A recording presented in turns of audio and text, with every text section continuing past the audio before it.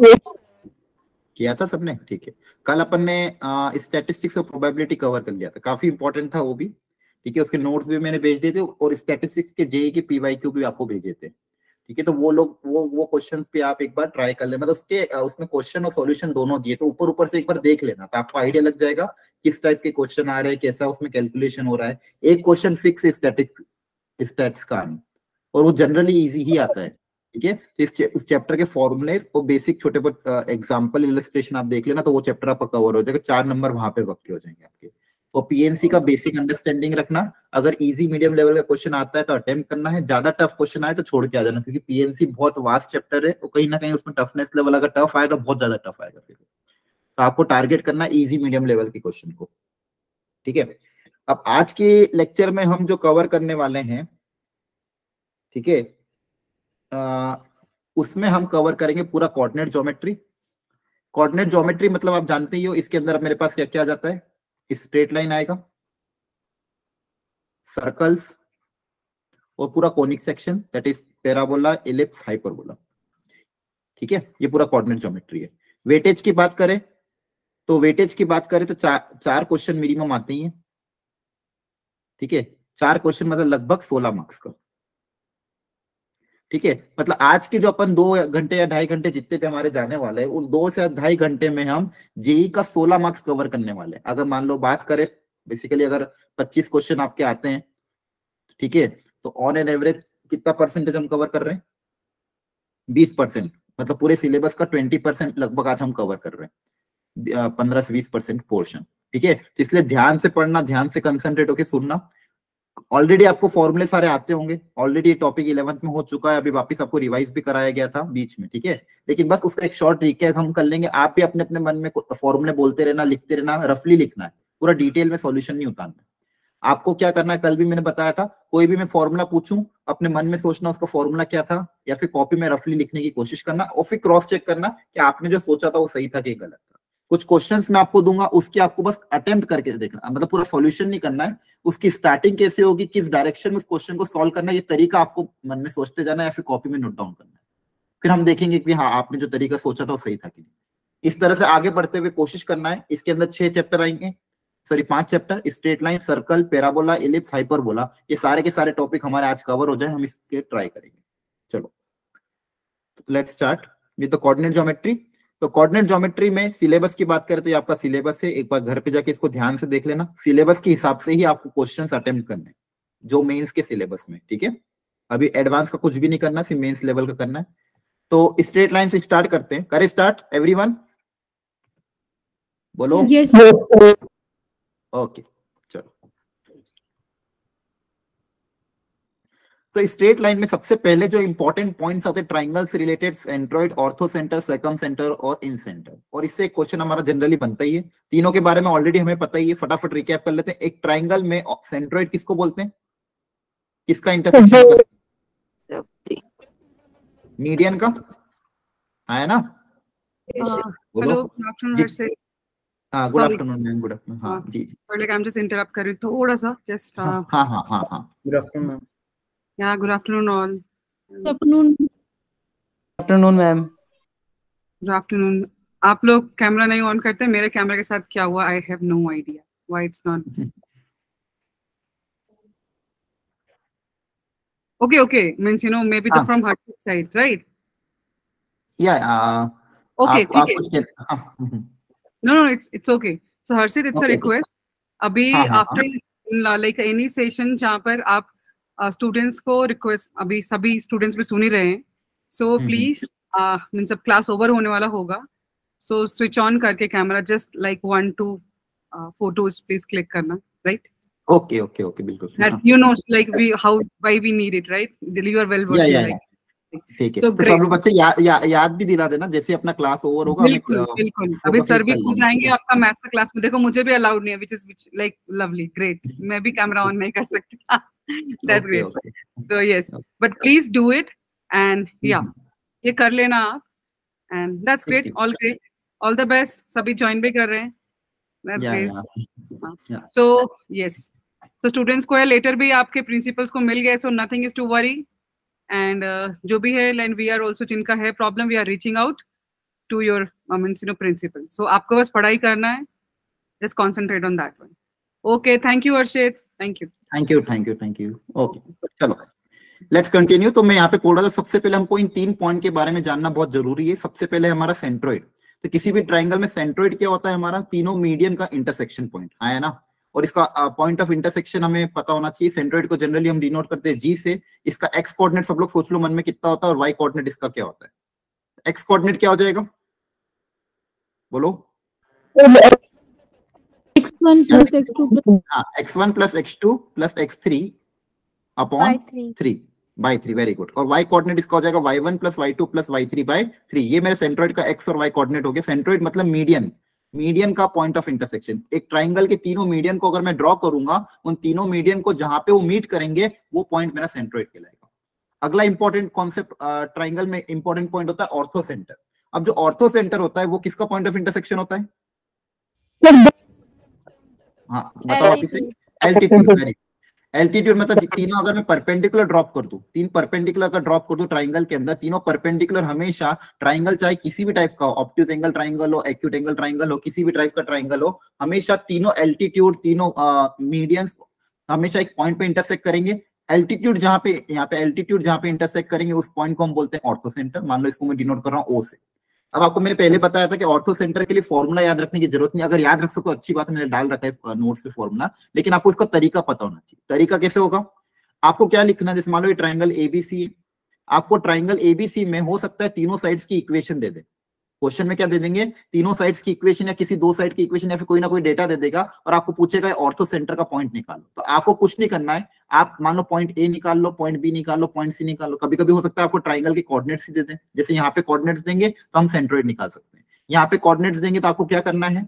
ये जो कोई भी 2 एल्टीट्यूड की इक्वेशन निकालो। जैसे मान लो एक एल्टीट्यूड है AH, दूसरा एल्टीट्यूड मान लो आपने मान लिया BG, तो AH और BG की क्या लिख दो आप? इक्वेशन। हमेशा यही तरीका अपनाना, बहुत आसान होता है। कोई भी 2 एल्टीट्यूड की इक्वेशन लिख दो, उन दोनों को साथ में सॉल्व करेंगे तो अपने पास पॉइंट O का क्या आ जाएगा? कोऑर्डिनेट आ जाएगा। हाँ है ना, बोलो क्लियर है? Yes, और इक्वेशन कैसे लिखना है वो भी आज हम फटाफट रिकैप कर लेंगे। इक्वेशन लिखने का तरीका भी हम आज सीख लेंगे। हमको बस यहाँ पे ये ध्यान रखना है कि ये जो 2 लाइंस है ये आपस में परपेंडिकुलर है, और परपेंडिकुलर लाइंस में स्लोप का भी एक रिलेशन होता है, वो भी आज हम देख लेंगे। ठीक है, बस कहने का मतलब ये है कि ऑर्थो सेंटर का क्वेश्चन कभी भी आता है तो किसी भी 2 एल्टीट्यूड की इक्वेशन लिख के उन दोनों को साथ में सॉल्व करके आप ऑर्थो सेंटर निकाल लेना। नेक्स्ट पॉइंट होता है मेरा सर्कम सेंटर। अब सर्कम सेंटर का मतलब क्या होता है? किसी भी ट्राइंगल का सर्कम सेंटर कौन सा पॉइंट होगा? Perpendicular bisectors. Very good, perpendicular side bisector. क्या बोलेंगे? Perpendicular side bisector. तीनों साइड्स के परपेंडिकुलर साइड बाइसेक्टर को वेरी गुड हम बोलते हैं सेंट्रोइड। जनरली डिनोट करते हैं सी से। और इस सी को सेंटर मानते हुए अगर मैं एक सर्कल ड्रॉ करूंगा जो इन तीनों वर्टाइसेस से पास होगा, ठीक है, इन तीनों वर्टाइसेस से क्या होगा?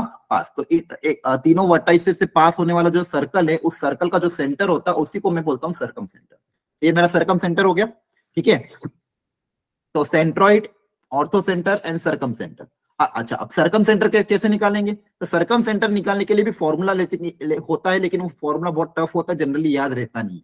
हमको बस एक रिलेशन याद रखना है कि ऑर्थो सेंटर, सेंट्रोइड और सर्कम सेंटर में एक रिलेशन होता है, कोई एक रेशियो में डिवाइड करते हैं। एनीवन बताओ क्या होता है वो? ये तीनों पॉइंट एक किसी भी ट्राइंगल में एक लाइन के ऊपर लाई करते हैं, या तो कोलिनियर हो सकते हैं या एक लाइन के ऊपर लाई करेंगे। अगर एक लाइन के ऊपर लाई करेंगे तो किस रेशियो में डिवाइड करते हैं कोई भी जनरल ट्राइंगल के लिए? 2:1 में होता है OGC। OGC, very good. OGC मैंने आपको कहा था रट लेना। OGC रेशियो 2:1, बहुत बढ़िया। O मतलब आपका ऑर्थो सेंटर, G मतलब आपका सेंट्रोइड, C मतलब circum centre. O is the ortho centre, G is the centroid and C is your circum centre. ठीक है, OGC। अगर ऑर्थो सेंटर पता है, सेंट्रोइड पता है, तो सर्कम सेंटर हम आसानी से निकाल सकते हैं। रेशियो हमारा कितना होगा? 2:1। अगेन फटाफट देख लो, यही सेम चीज। सेंट्रोइड का formula x1 + x2 + x3/3 y1 + y2 / 3/3। Ortho centre निकालने का तरीका कोई भी 2 एल्टीट्यूड निकाल के उसका पॉइंट ऑफ इंटरसेक्शन निकालना, और सर्कम सेंटर निकालने के लिए OGC का 2:1 का रेशियो निकाल लेना। Is it clear all of you? जल्दी बताओ। Yes sir.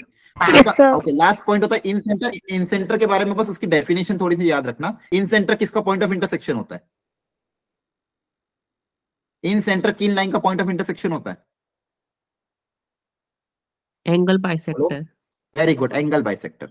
तीनों ट्राइंगल के जो तीनों एंगल है, उन एंगल बाइसेक्टर को अगर मैं ड्रॉ करूंगा, एंगल बाइसेक्टर मतलब जो एंगल को इक्वल हिस्सों में बांट रहे हैं, इन तीनों एंगल बाइसेक्टर को ड्रॉ करने पे वो भी एक सिंगल, तीनों के तीनों एक सिंगल पॉइंट से पास करेंगे, तीनों के तीनों एक सिंगल पॉइंट से पास करेंगे, जिस पॉइंट को मैं बोलता हूं इंसेंटर आई।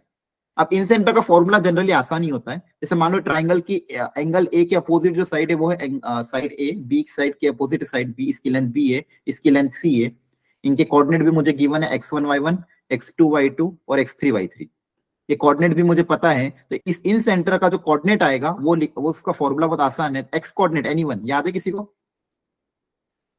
एक्स कोऑर्डिनेट क्या? हाँ, x2 ax1 plus b x2 bx2 plus c x3 upon a plus b plus c। Very good, a plus B plus C, ये आपका एक्स कोऑर्डिनेट हो गया। सिमिलरली आप वाई कोऑर्डिनेट भी लिख सकते हो, x1 y1 x2 की जगह आ जाएगा y1 y2 y3। तो ये आपका हो गया incentre. Incentre is the point of intersection of angle bisector. ठीक, ये दो तीन चीज आपको ध्यान रखनी है, यहाँ पे सब मैंने डाल रखा है। अच्छा, एक चीज और, अगर मैं बात करता हूं इक्विलेटरल ट्राइंगल में, इक्विलेटरल ट्राइंगल में क्या होता है, ये जो तो तीनों पॉइंट होते हैं ऑर्थो सेंटर, सर्कम सेंटर और incentre, sorry ortho centre, circum centre और सेंट्रोइड, ये क्या होते हैं? ये क्या एक लाइन में लाई करते थे? कौन से?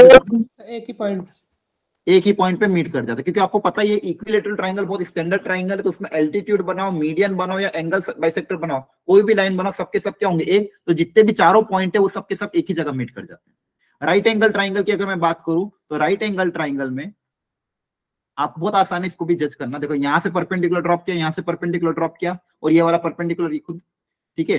तो आपका ये जो ये पॉइंट होता है ये, और ये आपका ए बी सी, जैसे इस पॉइंट से परपेंडिकुलर यहाँ पे मीट करेगा, इस पॉइंट से परपेंडिकुलर यहाँ मीट करेगा, तो ये जो पॉइंट बी है ये कौन सा पॉइंट हो जाएगा राइट एंगल ट्राइंगल में? Ortho centre. Ortho centre, very good, ये क्या हो जाएगा? Ortho centre. Side by sector draw करोगे तो यहाँ से साइड बाई सेक्टर, यहाँ से साइड बाई सेक्टर, यहाँ से साइड बाई, तो ये हाइपोटेनस का जो मिड पॉइंट आएगा वो आपका क्या आ जाएगा? Basically circum centre. क्लियर है? और इन दोनों के बीच में कहीं ना कहीं आ जाएगा आपका सेंट्रोइड, ओजीसी 2:1 है ना? क्लियर? ठीक है, यहाँ पे सारे फॉर्मूले भी मैंने दे रखे हैं, आराम से शांति से आप देख लेना। Next important formula distance formula, class 10th में ऑलरेडी हम पढ़ चुके हैं, याद है ना सबको? दो पॉइंट के बीच में डिस्टेंस निकालने का तरीका ऑलरेडी हमें पता है, x2 - x1 का whole square plus y2 - y1 का whole square. Very good. Section formula भी बहुत आसान होता है, ये भी क्लास 10th का ही कॉन्सेप्ट है, इसमें ज्यादा टाइम वेस्ट नहीं करेंगे। मान लो रेशियो है आपका m1:m2, x1 y1 एक कोऑर्डिनेट है, दूसरा कोऑर्डिनेट है x2, y2, तो यहाँ पे x कोऑर्डिनेट, ये इस पॉइंट का x कोऑर्डिनेट आपका कितना आ जाएगा? m1 x2 plus m2 x1 divided by m1 plus m2, ये आपका सेक्शन फॉर्मूला का x कोऑर्डिनेट है इंटरनल डिवीजन के लिए। और y कोऑर्डिनेट क्या आ जाएगा? m1 y2 plus m2 y1 upon m1 plus m2। Is it clear all of you? Yes sir. ठीक है, इंटरनल केस में प्लस करेंगे, एक्सटर्नल केस में माइनस कर देंगे। और कभी भी अगर आपको रेशियो निकालना हो तो रेशियो क्या अज्यूम करना? k:1, एक ही अननोन रखना, है ना? क्लियर? बोलो यस बोलते रहना, हाँ या ना बोलते रहना, ताकि मुझे पता चले आपको समझ में आ रहा है। ये सारे बेसिक कंसेप्ट है, कुछ भी अच्छी चीज होगी उस पर मैं टाइम दूंगा, जो चीजें आपको ऑलरेडी पता उस पर हम ज्यादा टाइम वेस्ट नहीं करेंगे। अब स्लोप, स्ट्रेट लाइन में स्लोप का कॉन्सेप्ट किस तरह से डिफाइन किया गया है वो हम फटाफट देख लेते हैं। ये मान लो मेरी कोऑर्डिनेट एक्सिस है, इस पे मैं कोई भी स्ट्रेट लाइन रैंडमली ड्रॉ कर देता हूँ। अब इस स्ट्रेट लाइन का स्लोप क्या होगा वो मुझे समझना है। तो इसका स्लोप आपका कैसे हम डिफाइन करते हैं? Positive direction of x axis के साथ जो लाइन एंटी क्लॉकवाइज में एंगल बनाती है थीटा, ये मेरा इंक्लिनेशन हो गया, इसको हम बोलते हैं इंक्लिनेशन। और स्लोप को डिफाइन कर देंगे, इसी का जब मैं tan थीटा ले लूंगा तो ये क्या हो जाएगा? मेरा स्लोप। ठीक है, जहां पे थीटा क्या है? थीटा आपको ध्यान रखना है, positive direction of x axis के साथ एंटी क्लॉकवाइज डायरेक्शन में जो लाइन मेरा एंगल बना रही है उसको मैं स्लोप बोलता हूं। और एंटी क्लॉकवाइज डायरेक्शन को अपन पॉजिटिव बोलते हैं। अपन को पता ही है, अपन और बहुत सी बार देख रखा है, एंटी क्लॉकवाइज डायरेक्शन पॉजिटिव लेते हैं और क्लॉकवाइज डायरेक्शन को मैं लेता हूं नेगेटिव। ठीक है, अच्छा। स्लोप निकालने का बहुत सारे तरीका, एक तो आप tan थीटा से निकाल लो, अगर आपको दो पॉइंट पता है तो दो पॉइंट से भी हम स्लोप निकाल सकते हैं, change in y upon change in x। Basically slope क्या है? स्लोप मतलब लाइन का inclination, change in y upon change in x, that is y2 - y1 upon x2 - x1, है ना? Yes sir. ओके, बस ये ध्यान रखना स्लोप के केस में। ग्रेडियंट, स्लोप को ग्रेडियंट भी बोलते हैं, कभी कभी कोई वर्ड ग्रेडियंट भी यूज करता है, इसका मतलब स्लोप ही होता है। ठीक है, अगर एंगल 90 से ज्यादा तो tan थीटा नेगेटिव होगा तो स्लोप नेगेटिव होगा, मतलब ऑब्ट्यूज एंगल होगा तो स्लोप नेगेटिव, एक्यूट एंगल होगा तो स्लोप पॉजिटिव। अच्छा, इसके अलावा अगर दो लाइन पैरेलल है या फिर कोई लाइन अगर एक्स एक्सिस के पैरेलल है, उसका स्लोप कितना होगा? सर पैरेलल है तो सेम होगा। हाँ नहीं, अगर कोई लाइन सिंपल एक्स एक्सिस के पर इसका थीटा कितना होगा, 0 डिग्री। हाँ, तो tan थीटा कितना हो जाएगा, 0। स्लोप कितना हो जाएगा, 0। अगर लाइन एक्स एक्सिस के पैरेलल है तो स्लोप 0, अगर लाइन एक्स एक्सिस के परपेंडिकुलर है तो स्लोप क्या हो जाएगा, इनफाइनाइट, है ना। ठीक है, अब होती है हमारी लाइन की इक्वेशन। लाइन की इक्वेशन निकालने के क्या क्या तरीके, सबसे इंपॉर्टेंट तरीका होता है यही वाला पॉइंट स्लोप फॉर्म। ठीक है, सबसे इंपॉर्टेंट तरीका, इसी से बाकी सारे तरीके डिराइव होते हैं, बस ये मुझे पता होना चाहिए। कोई भी लाइन की इक्वेशन, देखो लाइन की इक्वेशन मतलब linear equation in 2 variable. Linear equation in 2 variable, मेरा जनरल लाइन की इक्वेशन क्या होती है, ax plus by plus c equal to 0। ये लीनियर इक्वेशन इन 2 वेरिएबल, ये क्या डिनोट करती है, equation of the straight line. अब यहाँ पे अगर आप ध्यान से देखोगे तो 2 अननोन है, x और y। तो अगर 2 अननोन है तो किसी भी लाइन की अगर इक्वेशन निकालनी तो मुझे कम से कम 2 कंडीशन चाहिएगी। 2 कंडीशन अगर पता होगी तो लाइन की मैं इक्वेशन लिख सकता हूँ। तो एक लाइन, सपोज इसकी 2 कंडीशन मुझे ये गिवन है कि ये पॉइंट x1, y1 से पास कर रही है और इसका स्लोप है m। तो इस लाइन की इक्वेशन क्या हो जाएगी, इस लाइन की इक्वेशन आपकी हो जाएगी y minus y1 equal to m times x minus x1, है ना। यस अरे बोलो, सर। आपको रटा हुआ है ना, ये तो बहुत बार यूज किया आप लोग। ठीक है, ये आपकी लाइन की इक्वेशन, और इसी को ध्यान रखना है, y minus y1 equal to m x minus x1, बाकी सारी इसी से डिराइव हो जाएगी। m आपका स्लोप है, और आपको पता है स्लोप कैसे निकालते हैं। स्लोप निकालने के तरीके या तो tan थीटा या y2 minus y1 upon x2 minus x1, है ना। Yes sir. Yes sir. और बाकी एक होता है slope intercept form. Slope intercept form में बहुत स्टैंडर्ड होती है, लेकिन इसको जनरली हम यूज तब करते हैं जब किसी लाइन का स्लोप निकालना, y equal to mx plus c। अगर इस फॉर्मेट में लाइन गिवन है, y का कोफिशिएंट 1 है, तो x का जो कोफिशिएंट होता है वही आपका स्लोप होता है। अच्छा, स्लोप निकालने का एक और तरीका होता है, जैसे मान लो अगर लाइन की इक्वेशन है ax plus by plus c equal to 0, इसका स्लोप क्या होगा, माइनस बी बाई ए। नहीं उल्टा बोल दिया, वापिस सोचो, स्लोप क्या होगा। देखो इसको कन्वर्ट करते हैं स्टैंडर्ड में, y equal to mx plus c में कन्वर्ट कर दोगे, तो y equal to mx plus c में कन्वर्ट करोगे तो हाँ, y equal to minus ax plus c by, दोनों तरफ b से डिवाइड कर देंगे, देखो यही बनेगा। by को उधर ले जाएंगे, पूरी इक्वेशन को b से डिवाइड कर दोगे तो x के साथ क्या आएगा, ये y के साथ कांस्टेंट टर्म ही आएगा। तो अब बताओ इसका स्लोप कितना आएगा, minus A upon B. Minus a, बस simple, minus a upon b। ठीक है, x और x का कोफिशिएंट डिवाइड बाय y का कोफिशिएंट और एक माइनस का साइन लगा देंगे, हाँ है ना। अरे बोलो, चलो, तो आपका स्लोप हो जाएगा minus of a upon b। ये हो गया काम यहाँ का। चलो, तो ये ध्यान रखना, जैसा अगर आपको इक्वेशन बोलो minus 3x plus 8y plus 7 equal to 0, बताओ इसका स्लोप क्या होगा, बोलो। डायरेक्ट बोलना है, डायरेक्ट लाइन की इक्वेशन को देख के स्लोप बता हो जाना चाहिए, है ना। Yes sir. अब बताओ इसका स्लोप क्या है, 7/5। ठीक है, चलो हो गया सर। इंटरसेप्ट फॉर्म जैसे ये है कि मान लो कोई लाइन है जो जिसका x इंटरसेप्ट और y इंटरसेप्ट कुछ है, तो x इंटरसेप्ट है मान लो a यूनिट, y इंटरसेप्ट है मान लो b, या आपकी लाइन है जो x पे a यूनिट पे कट कर रही है, यहाँ पे b यूनिट पे कर रही है। तो इस लाइन की इक्वेशन याद है ना सबको, x by a plus y by b equal to 1, है ना।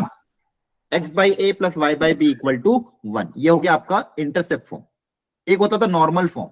नॉर्मल फॉर्म में हमने क्या सीखा था कि अगर कोई लाइन है जिसमें अगेन 2 कंडीशन क्या देंगे, इस बार 2 कंडीशन मुझे ये दी है कि ये जो लाइन है ओरिजिन से इसका परपेंडिकुलर डिस्टेंस आपका ओमेगा है, और मान लो ये ओमेगा वाली जो लाइन है ये एंगल यहाँ पे थीटा बना रही है। ये ओमेगा वाली जो ओरिजिन से परपेंडिकुलर डिस्टेंस है ये इसका एंगल थीटा। इस व्हाइट लाइन की मुझे इक्वेशन लिखनी थी, याद है किसी को क्या होती थी equation, x cos omega plus y sin omega equal to p, where p is the perpendicular distance. Sorry p है, इसको p मान लेते हैं। हाँ अच्छा, ओमेगा इसको मानते थे, सॉरी मैं उल्टा बोल गया। यहाँ पे इसको डिस्टेंस को क्या मानते थे, p, और ये एंगल ओमेगा मानते थे, हाँ है ना। बोल दो यस सर। अरे ये सबको पता है ना, इसमें किसी को कोई डाउट है तो पूछ लो, एनीवन, कोई दिक्कत तो नहीं किसी को यहाँ तक। Clear. No sir. General form आपका पता ही आपको ax plus by plus c equal to 0। ठीक है, चलो आगे बढ़ते हैं। पैरामेट्रिक फॉर्म हम कब यूज करते हैं, ये देखो ये लाइन की पैरामेट्रिक इक्वेशन है, लेकिन इस कॉन्सेप्ट का यूज कहाँ पे होता है, वो कॉन्सेप्ट अपन को समझना है। इसका इक्वेशन का यूज इतना नहीं होता, इसका कॉन्सेप्ट का यूज क्या होता है वो ध्यान से फटाफट समझ लो। कि मान लो आपके पास कोई पॉइंट है P, जिसका कोऑर्डिनेट है x1, y1। ठीक है, इस एक लाइन जिसका कोऑर्डिनेट है x1 को, जिस लाइन पे पॉइंट है x1, y1। अब ये लाइन मान लो horizontal direction of x axis के साथ एंगल कुछ बना रही theta, horizontal direction of x axis के साथ एंगल बना रही थीटा। ये पॉइंट का कोऑर्डिनेट x1, y1। इस लाइन पे एक पॉइंट है a जो कि इस पॉइंट से r दूरी पे है, और एक पॉइंट पीछे है जो कि r दूरी पे है। ठीक है, एक लाइन जिसपे पॉइंट है x1, y1, उससे r डिस्टेंस पे एक और पॉइंट है उसी लाइन पे a। तो इस a का कोऑर्डिनेट क्या होगा वो मुझे पता करना है। ठीक है, समझ गए ना? लाइन पे एक पॉइंट है x1, y1, और इसी लाइन पे r डिस्टेंस पे एक और पॉइंट है आगे की तरफ, एक पॉइंट है a, उसका कोऑर्डिनेट क्या होगा ये मुझे पता करना है। तो x कोऑर्डिनेट क्या होगा याद है? बताओ x कोऑर्डिनेट। अगर पॉइंट p का कोऑर्डिनेट x1, y1, ये डिस्टेंस है r, ये एंगल है थीटा, तो x coordinate of a, point a का x कोऑर्डिनेट कितना होगा? बोलो, याद नहीं है? ठीक है, फटाफट देखो। यहां तक तो पॉइंट था x1, यहां तक तो पॉइंट क्या था x1, और आगे और कितना डिस्टेंस ऐड होगा? r cos theta. तो x कोऑर्डिनेट ऑफ a क्या हो जाएगा? x1 plus r cos theta. याद आ गया? और y कोऑर्डिनेट क्या होगा? y1 plus r sin theta. बोलो, याद आया कि नहीं? देखो, यहां तक तो x1 डिस्टेंस था, यहां तक तो डिस्टेंस था x1, और इसमें r cos थीटा ऐड हो जाएगा। और y कोऑर्डिनेट में यहां तक तो डिस्टेंस था y1, उसमें r sin थीटा ऐड हो जाएगा। टोटल y कोऑर्डिनेट कितना आ जाएगा? y1 plus r sin theta. और x कोऑर्डिनेट कितना आ जाएगा? x1 plus r cos theta. आया ना? Yes, sir. ठीक है, Yes, sir. ये आपको बस ध्यान ये रखना है, इसमें ये इक्वेशन याद रखने की जरूरत नहीं। आपको ये सोचना है कि अगर लाइन पे मुझे कोई पॉइंट अज्यूम करना है r डिस्टेंस पे, लाइन पे अगर कोई मुझे पॉइंट अज्यूम करना है r डिस्टेंस पे, तो वो पॉइंट का कोऑर्डिनेट क्या होगा? x1 plus r cos theta, y1 plus r sin theta, आगे की साइड। और वही अगर पीछे की साइड अज्यूम करना हुआ तो प्लस की जगह क्या लिख देंगे? माइनस लिख देंगे। हाँ, है ना? ठीक है, बोलो, यहाँ तक कोई दिक्कत? Yes, sir. ठीक है, No, sir. अब क्वेश्चन एक दो फटाफट इलस्ट्रेशन हम देख लेते हैं। यहाँ पे एक बार पढ़ लो आप लोग क्या क्या दिया हुआ है। क्या ये क्वेश्चन आप कर सकते हो? मन में तरीका सोचो, मन में तरीका सोचो कि ये क्वेश्चन अगर आया तो कैसे करेंगे। ट्राइंगल के तीनों कोऑर्डिनेट आपको गिवन है, ए बी सी। ट्राइंगल के तीनों कोऑर्डिनेट आपको गिवन है। पूछा ऑर्थो सेंटर क्या होगा, तो ऑर्थो सेंटर निकालने के लिए क्या करोगे? तो एल्टीट्यूड की इक्वेशन निकाल के इक्वेट दो एल्टीट्यूड की इक्वेशन निकाल लेना। सबसे पहले मान लो मैं एज की इक्वेशन निकालना चाहता हूँ। किसी भी लाइन की इक्वेशन निकालने के लिए मुझे दो चीज चाहिए, एक तो पॉइंट और एक स्लोप। तो क्या पॉइंट पता है लाइन एज पे? Yes sir. -1,7। Very good. Slope, edge का स्लोप निकाल सकते हैं क्या सर? बीसी का निकाल के माइनस। हाँ, वेरी गुड, वेरी गुड, बहुत बढ़िया। एज जो लाइन है वो बीसी के परपेंडिकुलर, और दो लाइन अगर परपेंडिकुलर होती है तो उनका स्लोप का प्रोडक्ट कितना होता है? -1। दो परपेंडिकुलर लाइन का स्लोप कितना होता है? -1। अब बीसी का स्लोप निकालना आसान है, क्योंकि बीसी का स्लोप निकालने के लिए आपको y2 - y1 upon x2 - x1 कर सकते हो। तो बीसी का स्लोप अगर आ जाएगा तो यहाँ पे अपन वैल्यू पुटअप करेंगे तो एज का स्लोप आ जाएगा। एज का स्लोप आ गया, स्लोप पता है, पॉइंट पता है, तो लाइन की इक्वेशन आ जाएगी। तो इक्वेशन ऑफ एज आ गई। उसी तरह से आपने एक और कोई बीजी की इक्वेशन निकाल लेना, इक्वेशन ऑफ बीजी। दोनों की इक्वेशन को निकाल के साथ में सॉल्व करोगे तो आपका ऑर्थो सेंटर आ जाएगा। ये जेई का क्वेश्चन है और इसे पूछेगा वो, ठीक है, ध्यान रखना। एक और है ये एक और ये वाला क्वेश्चन भी बहुत स्टैंडर्ड है, एक दो बार पूछा गया जेई में, रे वाला क्वेश्चन। तो कभी भी ऐसे रे वाले क्वेश्चन आते हैं तो इसमें क्या करना है, आपको मैं हिंट दे रहा हूँ, घर पे ट्राई करना है इसको। आपको कभी भी इसका डायग्राम प्रॉपर्ली बनाना है और एक प्रॉपर्टी को यूज करना है। कभी भी ये जो रिफ्लेक्शन वाले क्वेश्चन आते हैं उसमें एक प्रॉपर्टी क्या होती है कि लाइन जितने एंगल पे इंसिडेंट करते हैं, जितना, वेरी गुड, जितने एंगल पे इंसिडेंट करते उतने एंगल ऑफ रिफ्लेक्शन होता है। हाँ, है ना? Angle of incident equal to angle of reflection. Clear है सबको? ठीक है, इस क्वेश्चन को आप घर पे ट्राई करना। इसका सॉल्यूशन मैंने ऑलरेडी दे रखा है। ये थोड़ा टाइम टेकिंग है लेकिन इसको ट्राई जरूर करना, इंपॉर्टेंट क्वेश्चन है ये। अगर एक बार सीख गए तो इस टाइप के क्वेश्चन अगर आपके पास आएंगे तो आप कर सकते हो। तो इसको घर पे आप अटेम्प्ट करना, प्रॉपर्ली अटेम्प्ट करना इस क्वेश्चन को, और फिर सॉल्यूशन के साथ मैच करना कि आपका आंसर आ रहा है कि नहीं आ रहा। ठीक है, अगेन ये भी एक अच्छा क्वेश्चन है इंटरसेप्ट फॉर्म पे। A straight line this passing through -3,4 is such that the intercept portion between the coordinate axis is bisected at P। अब देख, कभी भी ऐसा बोलता है कि intercept portion between the coordinate axis is bisected eight point P। अब point P आपका सेकंड क्वाड्रेंट में है, तो कोऑर्डिनेट एक्सिस के बीच में इंटरसेप्टेड पोर्शन का मतलब होता है कि मान लो ये लाइन है, ये AB, तो AB क्या है? कोऑर्डिनेट एक्सिस के बीच का इंटरसेप्ट, और इसका जो पॉइंट P है वो इसका क्या है? मिड पॉइंट है। ठीक है, और पॉइंट P का कोऑर्डिनेट आपको गिवन है -3,4। इस लाइन AB की आपको क्या लिखनी? इक्वेशन। तो ये भी जेई का क्वेश्चन है लेकिन बहुत आसान है। क्या मुझे पॉइंट बी क्या अज्यूम करेंगे अपन? 0x 0, y मान लो, या फिर 0, b मान लो, है ना? और पॉइंट ए का क्या अज्यूम करेंगे? -a, 0। हाँ माइनस ए, या फिर आप ए ही मान लो, ए को नेगेटिव आना को तो नेगेटिव आ जाएगा, तो a, 0, है ना? ए पता है, बी पता है, अब मिड पॉइंट फॉर्मूले से ए और बी निकल जाएगा, है ना? ए पता चल जाएगा, बी पता चल जाएगा, मिड पॉइंट फॉर्मूला अप्लाई करोगे, ए पता चल जाएगा, बी पता चल जाएगा। ए पता है, बी पता है, लाइन की इक्वेशन भी हम आसानी से लिख सकते हैं, x/a + y/b = 1। साइन के साथ पुटअप करना, ए अगर नेगेटिव आए तो नेगेटिव पुटअप करेंगे। क्लियर है? Yes, sir. नेक्स्ट इंपॉर्टेंट है एंगल बिटवीन टू लाइन, दो लाइन के बीच में एंगल। तो दो लाइन है जिनके स्लोप मुझे अगर पता हो m1 और m2, तो उन दोनों के बीच में एक्यूट एंगल। अब देखो दो लाइन के बीच में दो तरह के एंगल होते हैं, एक होता है एक्यूट एंगल, दूसरा होता है आपका बचा हुआ ऑब्ट्यूज एंगल। तो हमारा जो एक्यूट एंगल का फॉर्मूला होता है tan थीटा = क्या लगाते हैं मॉड के अंदर? बोल दो जल्दी से। m1 - m2 1/m1 very good, बहुत बढ़िया। तो दो लाइंस के बीच में अगर कभी भी एंगल निकालना हो तो दोनों लाइंस का स्लोप अगर हमें गिवन हो, tan थीटा का फॉर्मूला क्या लग जाएगा? mod of m1 - m2 / 1 + m1 m2। चलो ये सब कुछ यहाँ पे दे रखा है, क्वेश्चन अभी ऑलरेडी हमने निकाला, एक इलस्ट्रेशन यहाँ पे बहुत अच्छा आया था, ये भी आपको मैंने बता दिया। ठीक है, एक और दो इंपॉर्टेंट पॉइंट यहाँ पे आपके लिए कुछ अच्छे इलस्ट्रेशन मैंने डाल रखे, घर पे जाके उनको सॉल्व करके देख लेना, तो आपका सॉल्व हो जाएगा।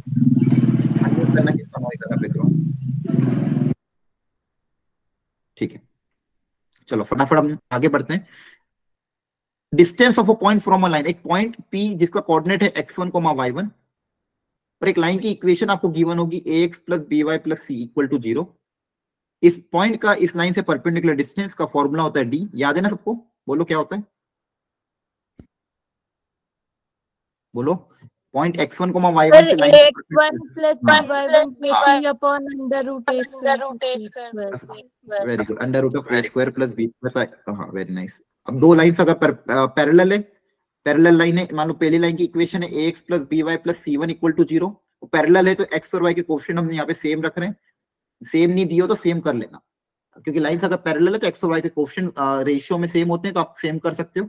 तो x और y के कोएफिशिएंट सेम है, इनके कांस्टेंट है c1 c2, तो इन दोनों के बीच में जो पैरेलल लाइन के बीच में डिस्टेंस होता है उसका फॉर्मूला भी ऑलरेडी आपको पता ही है, mod of c1 - c2 / √a² + b²। ठीक है, तो सारे बेसिक कांसेप्ट है, पता ही है। तीन congruency of three line, most important, कि भाई कभी भी कोई बोलता है तीन लाइन कॉन्ग्रुएंट है, तीन लाइन कॉन्ग्रुएंट है मतलब वो तीनों के तीनों एक सिंगल पॉइंट से पास करती है। जैसे अपन ने देखा सेंट्रोइड, ऑर्थो सेंटर और सर्कमसेंटर, ये सब क्या होते हैं? कॉन्ग्रुएंट होते हैं। क्यों? क्योंकि वो तीनों के तीनों मीडियन और या फिर एल्टीट्यूड या फिर इन सेंटर सब एक सिंगल पॉइंट से पास करते हैं। तो तीन लाइन को हम कॉन्ग्रुएंट कब बोलेंगे? जब वो तीनों के तीनों एक सिंगल पॉइंट से पास करेगी। और इसका फॉर्मूला भी बहुत आसान है, उन तीनों के कोएफिशिएंट का जो डिटरमिनेंट बनेगा उसको 0 से इक्वेट कर देना। इन तीनों के कोएफिशिएंट से जो डिटरमिनेंट बनेगा उसको आप कैसे इक्वेट कर दोगे? 0 से। Is it clear all of you? Yes, sir. Okay. अच्छा एक छोटी सी चीज और मैं बता रहा हूँ, यहाँ पे बस एक्स्ट्रा है, वो सिलेबस में है नहीं लेकिन क्वेश्चन के फॉर्मेट में आ सकता है। क्या कि अगर कभी भी आपको ऐसे क्वेश्चन आए कि दो लाइन से पास होने वाली लाइन इस तरह से आपको दिया कि इन दोनों लाइंस के पॉइंट ऑफ इंटरसेक्शन से पास होने वाली लाइन, उसका स्लोप अगर ये है तो k की वैल्यू बताओ, या फिर दो लाइन से पास होने वाली लाइन इस तरह से, तो कभी भी आप फैमिली ऑफ लाइन यूज कर सकते हो। फैमिली ऑफ लाइंस का मतलब कभी भी डायरेक्टली क्वेश्चन में बोलेगा नहीं कि फैमिली ऑफ लाइन से पूछ रहा है क्वेश्चन, वो किस तरह से फॉर्मेट करेगा कि दो लाइन के पॉइंट ऑफ इंटरसेक्शन से पास होने वाली लाइन, ठीक है, उसमें कोई ना कोई कंडीशन देके कोई भी अननोन के वे पूछ लेगा। तो मान लो आपके पास लाइन है L1, दूसरी लाइन है L2, जिनकी इक्वेशन मुझे पता है, ये दोनों लाइन किसी पॉइंट पे इंटरसेक्ट कर रही है, तो इस पॉइंट से पास होने वाली कोई भी लाइन जो होगी उसको लिखने का तरीका क्या हो जाएगा? उस L लाइन को लिखने का तरीका हो जाएगा L1 + λ L2 = 0। क्लियर है? किसी भी दो लाइन से, गिवन दो लाइन से पास होने वाली कोई भी एक रैंडम लाइन अगर लिखनी है आपको, general line L1 + λ L2 = 0, lambda की अलग अलग वैल्यू पे अलग अलग आपको लाइन मिलेगी। ठीक है, बस ये छोटा सा कॉन्सेप्ट है, दिमाग में रख लेना। यहाँ तक सबको कोई डाउट है किसी को? बोलो। ये आपका स्ट्रेट लाइन कंप्लीट हो चुका है। ठीक है, इस पे क्वेश्चंस मैंने अच्छे इलस्ट्रेशन अभी बीच में भी डाल रखे हो, क्लास के एंड में भी मैंने कुछ क्वेश्चन डाल रखे जो आपके सेल्फ प्रैक्टिस के लिए, मेन आपका फॉर्मूला कॉन्सेप्ट रिवाइज होना चाहिए। नेक्स्ट इंपॉर्टेंट टॉपिक है आपका सर्कल। सर्कल के केस में again equation of the circle हमको बहुत अच्छे से पता होनी चाहिए। सर्कल की इक्वेशन निकालने के लिए अलग अलग तरीके होते हैं। एक तो होता है मेरा सेंटर रेडियस फॉर्म, सेंटर पता हो, रेडियस पता हो, तो सर्कल की इक्वेशन कैसे निकालते हैं? सेंटर है मान लो आपका x1, y1, रेडियस है आपका r, तो सर्कल की इक्वेशन आपकी सिंपल हो जाएगी x - x1 का होल स्क्वायर + y - y1 का whole square equal to R square. ये सबको पता है, क्लास 10 में भी था, है ना? ठीक है। इसके अलावा आपके पास होगा, ये हो गया सेंटर रेडियस फॉर्म। इसके अलावा आपके पास होगा general equation of the circle.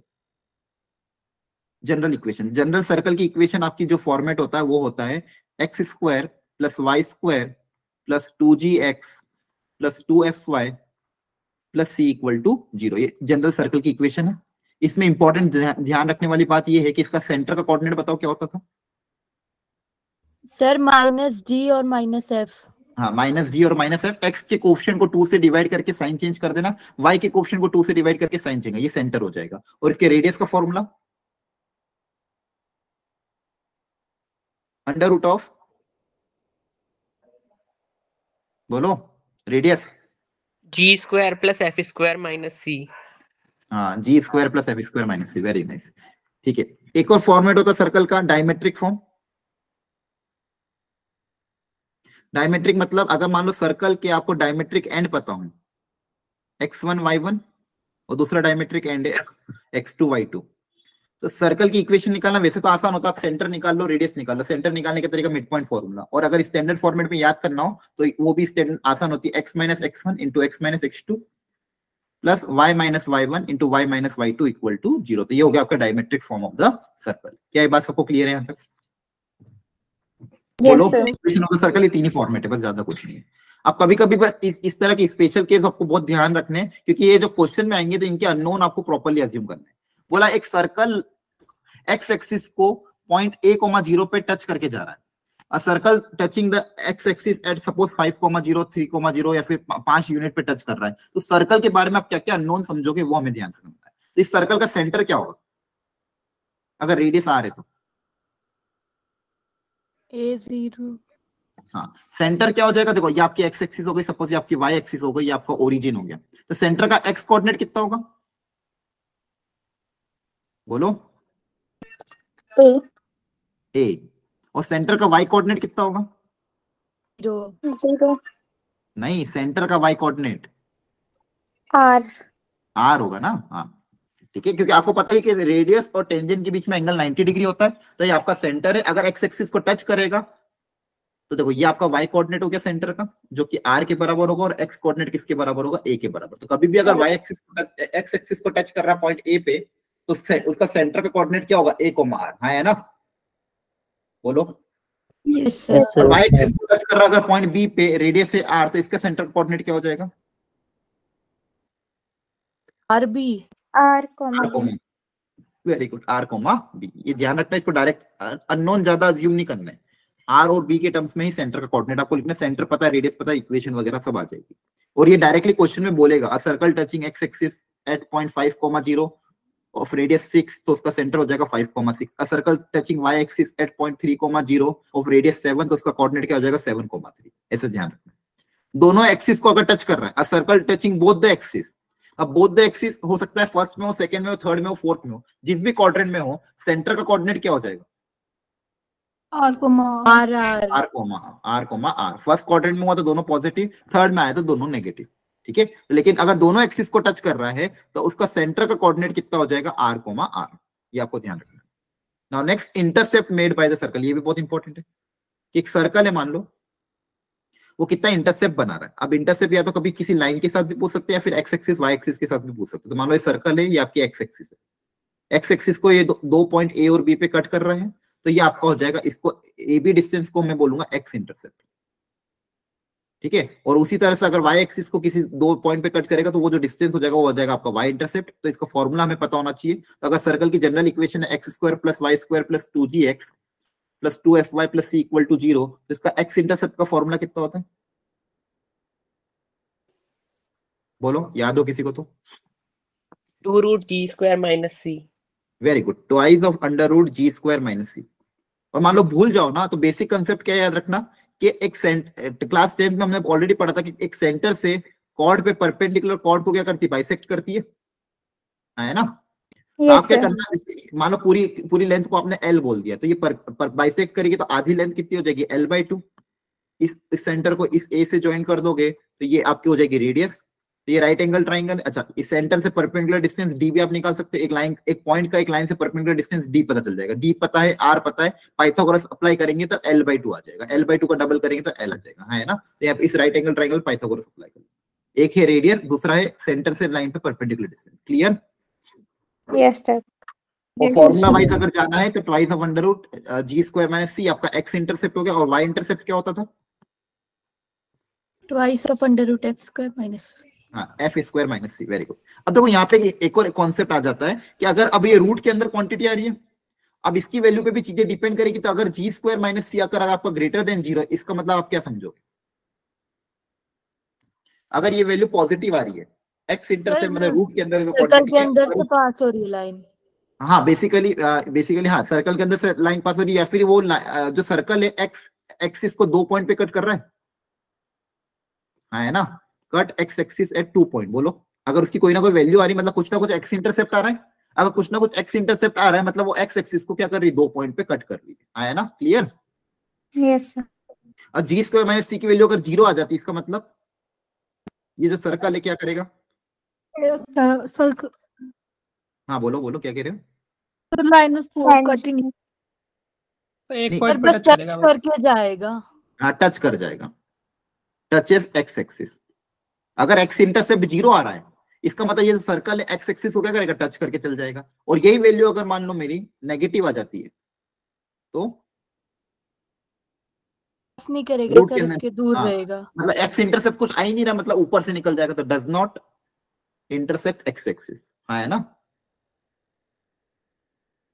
ठीक है, तो रूट के अंदर क्वांटिटी अगर पॉजिटिव आ रही मतलब एक्स एक्सिस को 2 पॉइंट पे कट कर रहा है, 0 आ रही मतलब एक्स एक्सिस को टच करके जा रहा है, और नेगेटिव आ रही मतलब कहीं ना कहीं वो सर्कल ऊपर से निकल जा रहा है। तो ये आपका हो गया intercept made by the circle. X intercept का formula twice of under root G square minus C, Y intercept twice of under root F square minus C. ठीक है, आपको स्टैंडर्ड नोटेशन जो तीनों चैप्टर में आपके काम आएंगे, सारे चैप्टर में, एस, S1 और T।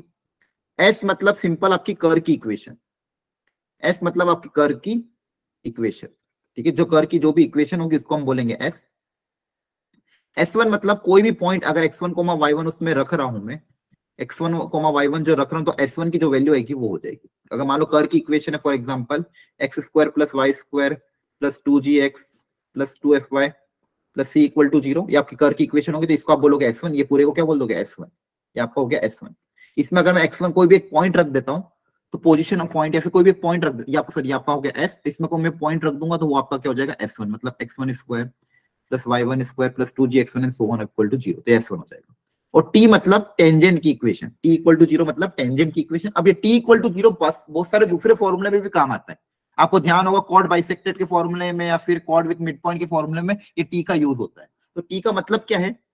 कभी भी किसी कर्व में अगर आपको टेंजेंट की इक्वेशन लिखनी हो और पॉइंट ऑफ टेंजेंसी अगर x1, y1 हो, तो t की इक्वेशन कैसे लिखेंगे? एक्स स्क्वायर को रिप्लेस कैसे करते हैं? x1 x1 से। y स्क्वायर को कैसे रिप्लेस कर दोगे? y1। एक्स स्क्वायर को x1, y स्क्वायर को y1, x को कैसे रिप्लेस कर दोगे? x1 हाँ, x को नहीं, x प्लस हाँ x प्लस, याद करो, एक्स स्क्वायर को रिप्लेस करते तो x1 से, y स्क्वायर को रिप्लेस करते तो पूरे कर्व की इक्वेशन में जहां जहां भी x स्क्वायर उसकी जगह x1 लिख दोगे, y स्क्वायर की जगह लिख दोगे y1, और x की जगह क्या लिखते थे? x प्लस x1 हाँ, x plus x1/2। Very good, याद होना चाहिए। और y की जगह क्या रिप्लेस करते थे? y y plus plus y1/2। और कांस्टेंट टर्म कांस्टेंट ही रहेगी सर, कांस्टेंट ही रहेगा, उसमें कोई चेंज नहीं होगा। और अगर xy का टर्म अगर आ जाता है उसको x1 प्लस y1/2 नहीं, x y1 plus y(x1/2), I think ऐसा होता था, एक बार देख लेना। क्लियर है? ये मैंने लिखवा रहा था x y1 प्लस y(x1/2) या फिर ऐसा कुछ होता था, हाँ, x y1 plus y(x1/2). Clear है? तो आपको ये ध्यान रखना है, s मतलब समझ गए ना, s मतलब पूरे कर्व की इक्वेशन, s1 मतलब कोई भी पॉइंट उसमें रख देंगे तो वो s1 डिनोट करेगा, t मतलब उस कर्व से टेंजेंट की इक्वेशन निकालने का तरीका, ये आपको ध्यान रखना। अब इससे काम वाली चीज क्या आती है? एक आपका आता है chord of contact. Chord of contact का मतलब क्या है? देखो ये जो हमने निकाली ये क्या है, टेंजेंट की इक्वेशन भी निकल सकती है इससे, किसी भी कर्व के लिए, किसी भी कोई भी कर्व है अगर पॉइंट x1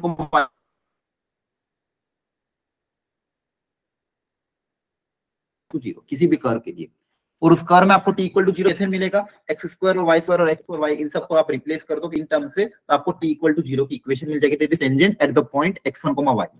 अब इसी से दो चीज और बनती, दो इंपॉर्टेंट कॉर्ड, एक तो chord of contact. Chord of contact हम किसको बोलते हैं, एक्सटर्नल पॉइंट से अगर दो टेंजेंट ड्रॉ करूंगा तो इस पॉइंट ऑफ टेंजेंसी से जो कॉर्ड बनती है इसको बोलते हैं हम कॉर्ड ऑफ कॉन्टेक्ट। तो ये जो लाइन ए बी है ये मेरी कॉर्ड ऑफ कॉन्टेक्ट है। इसकी इक्वेशन कैसे निकालते थे बताओ, कॉर्ड ऑफ कॉन्टेक्ट की इक्वेशन, सर S1 की जगह 0। कॉर्ड ऑफ कॉन्टेक्ट की इक्वेशन का फॉर्मूला क्या था, बोलो बोलो जल्दी से, पता होना चाहिए।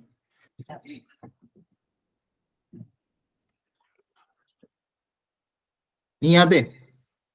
सर S1 को 0 रखते थे क्या? नहीं नहीं नहीं, कॉर्ड ऑफ कॉन्टेक्ट की आपकी इक्वेशन आ जाती थी t इक्वल टू जीरो, ठीक है याद रखना।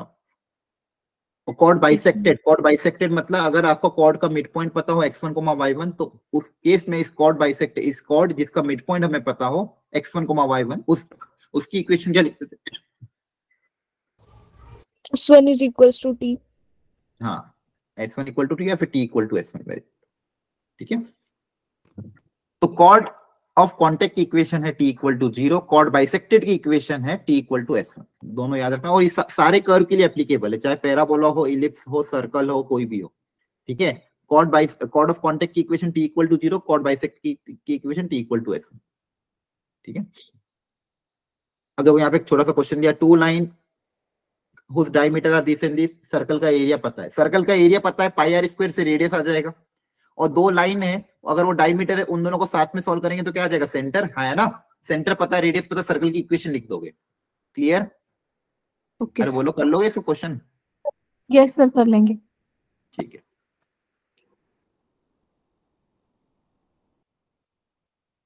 चलो ये इसका आंसर बताओ सब लोग,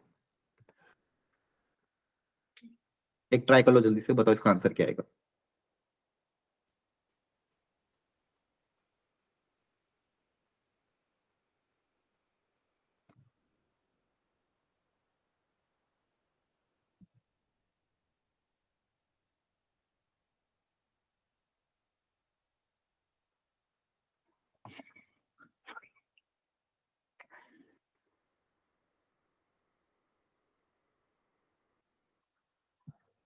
डायग्राम हमेशा एक चीज बिल्कुल छाप लेना दिमाग में, कोऑर्डिनेट ज्योमेट्री का कभी भी क्वेश्चन आएगा डायग्राम पहले अगर बना सकते हो तो पहले डायग्राम ही बना, डायग्राम आधी चीजें आसान कर देता, बिना डायग्राम के करना ही मत कोई भी क्वेश्चन।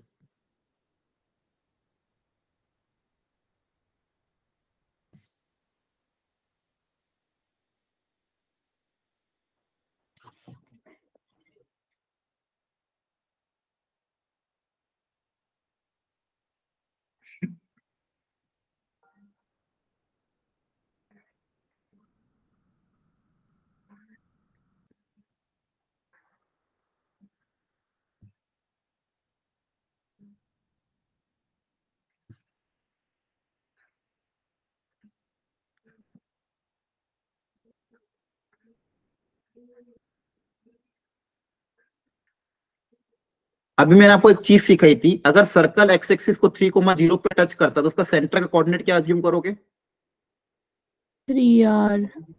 3,r, वेरी गुड, याद है सबको, एक्स कोऑर्डिनेट तो 3 हो जाएगा, वाई कोऑर्डिनेट क्या हो जाएगा r, हाँ है ना? Yes sir.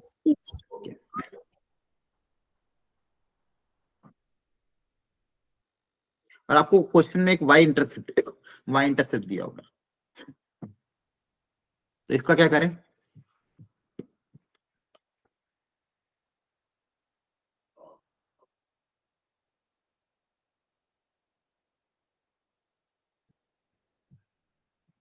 बोलो।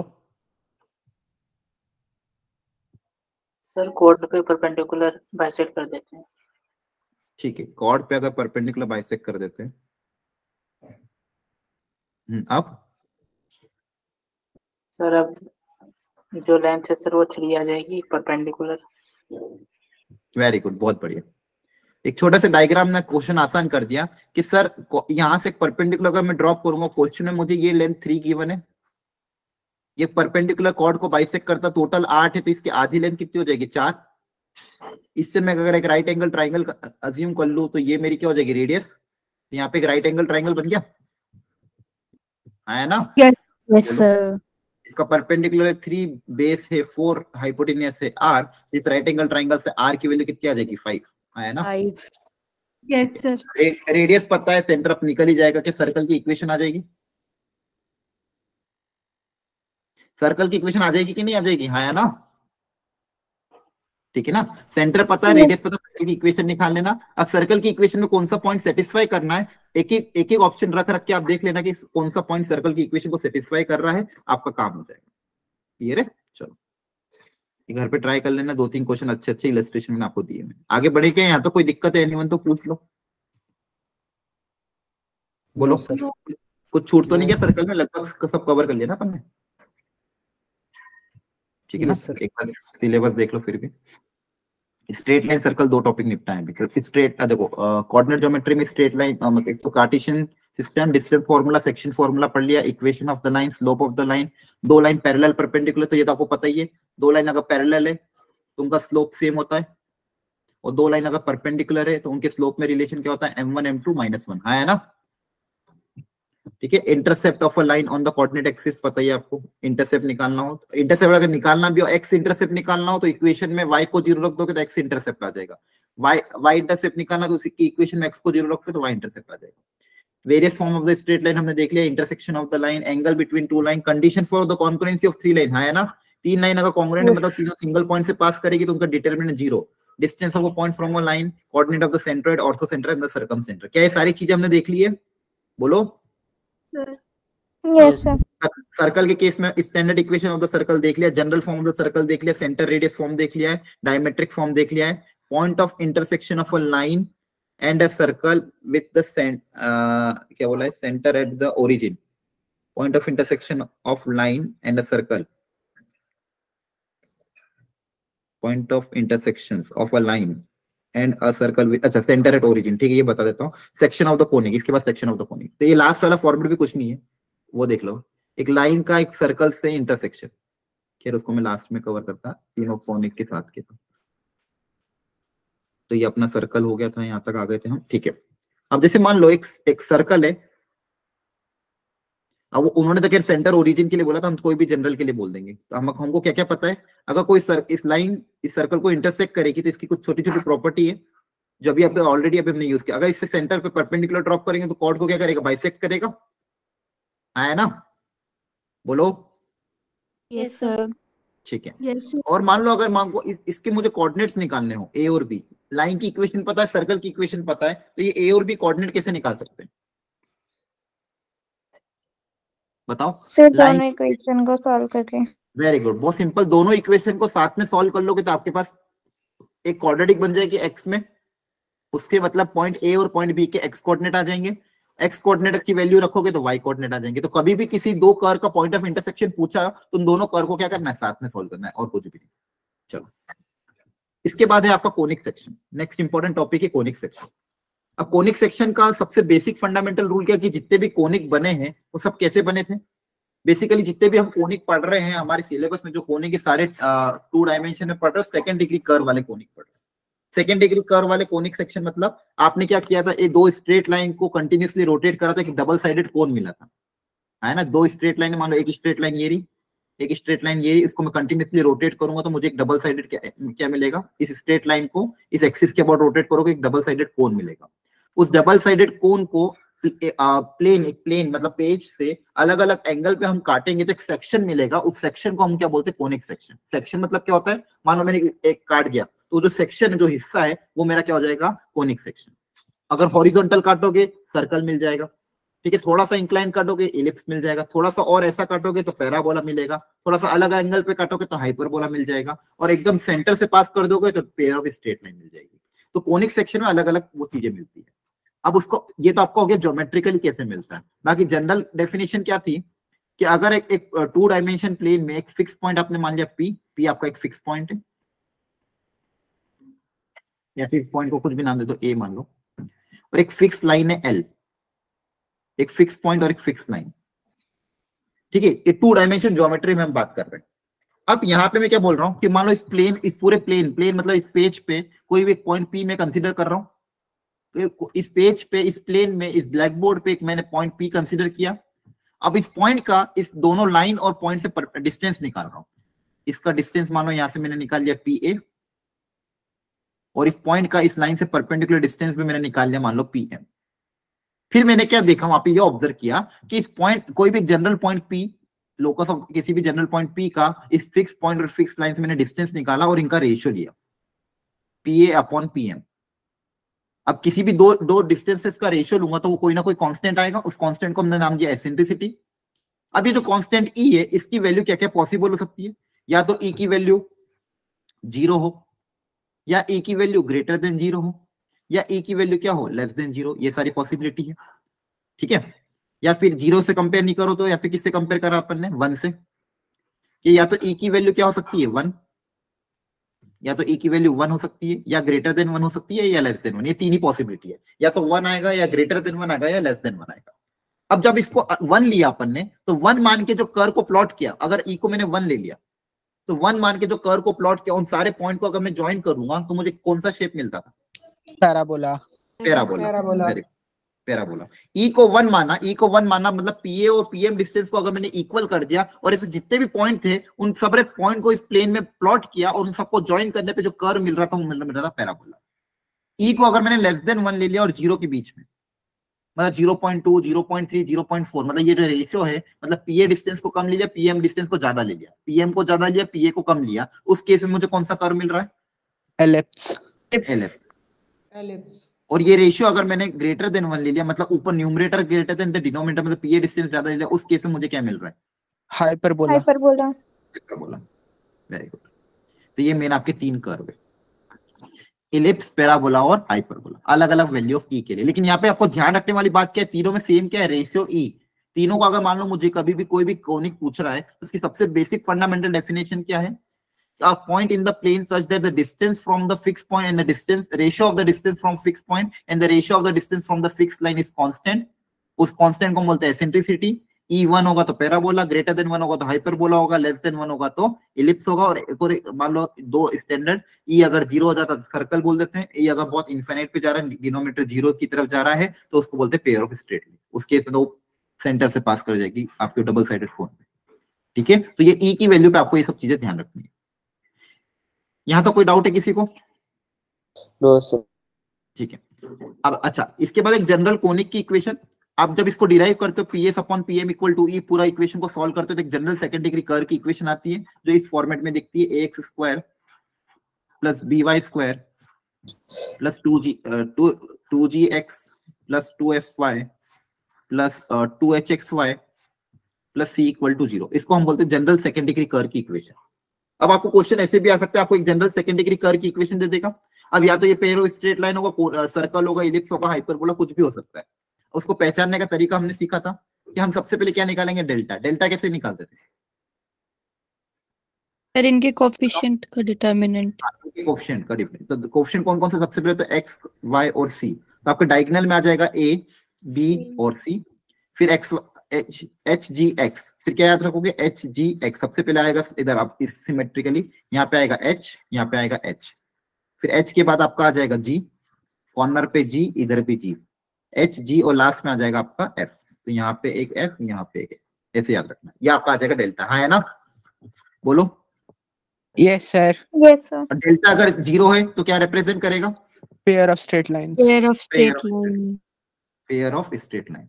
डेल्टा अगर नॉन जीरो है तो फिर वो बच्चे में सारे कोनिक को रिप्रेजेंट करेगा। अगेन वो डिपेंड करेगा एच स्क्वायर और ए बी में। एच स्क्वायर की वैल्यू अगर ए बी के बराबर है तो क्या रिप्रेजेंट करेगा, पैराबोला। एच स्क्वायर अगर लेस देन ए बी है तो एलिप्स। एलिप्स। ये बहुत इंपॉर्टेंट है, ध्यान रखना है, इस पे क्वेश्चन डायरेक्ट आए हुए हैं। H square greater than A B है तो हाइपरबोला बचा हुआ। अच्छा, सर्कल के केस में क्या होता था, अगर सर्कल की मैं बात करूं, सर्कल केस में एक्स स्क्वायर और वाई स्क्वायर के क्वेश्चन सेम होते थे और एच आपका क्या होता था, 0 होता था। एक्स वाई का क्वेश्चन क्या होता था, 0। X square plus Y square plus 2gx plus 2fy plus c equal to 0। तो सर्कल केस में एक्स ये होता है, बाकी हमने सारे पढ़ लिए। क्लियर है? ठीक है, तो आपको कोनिक को आप आइडेंटिफाई कर लोगे। अब उसमें सबसे पहले है पैराबोला। ठीक है, एक काम करो सब लोग, चारों पैराबोला की डायग्राम ड्रॉ करो फटाफट, और उसका फोकस क्या होगा, डायरेक्ट्रिक्स की इक्वेशन क्या होगी, और वर्टेक्स का कोऑर्डिनेट क्या होगा। जल्दी से लिखो, मैं चार्जर कनेक्ट कर रहा हूं। चारों पैराबोला जल्दी से, चारों स्टैंडर्ड पैराबोला अपनी अपनी कॉपी में ड्रॉ करो, उसका फोकस का कोऑर्डिनेट, डायरेक्ट्रिक्स की equation, length of latus rectum, vertex का कोऑर्डिनेट, ये सारी चीजें लिखो जल्दी से।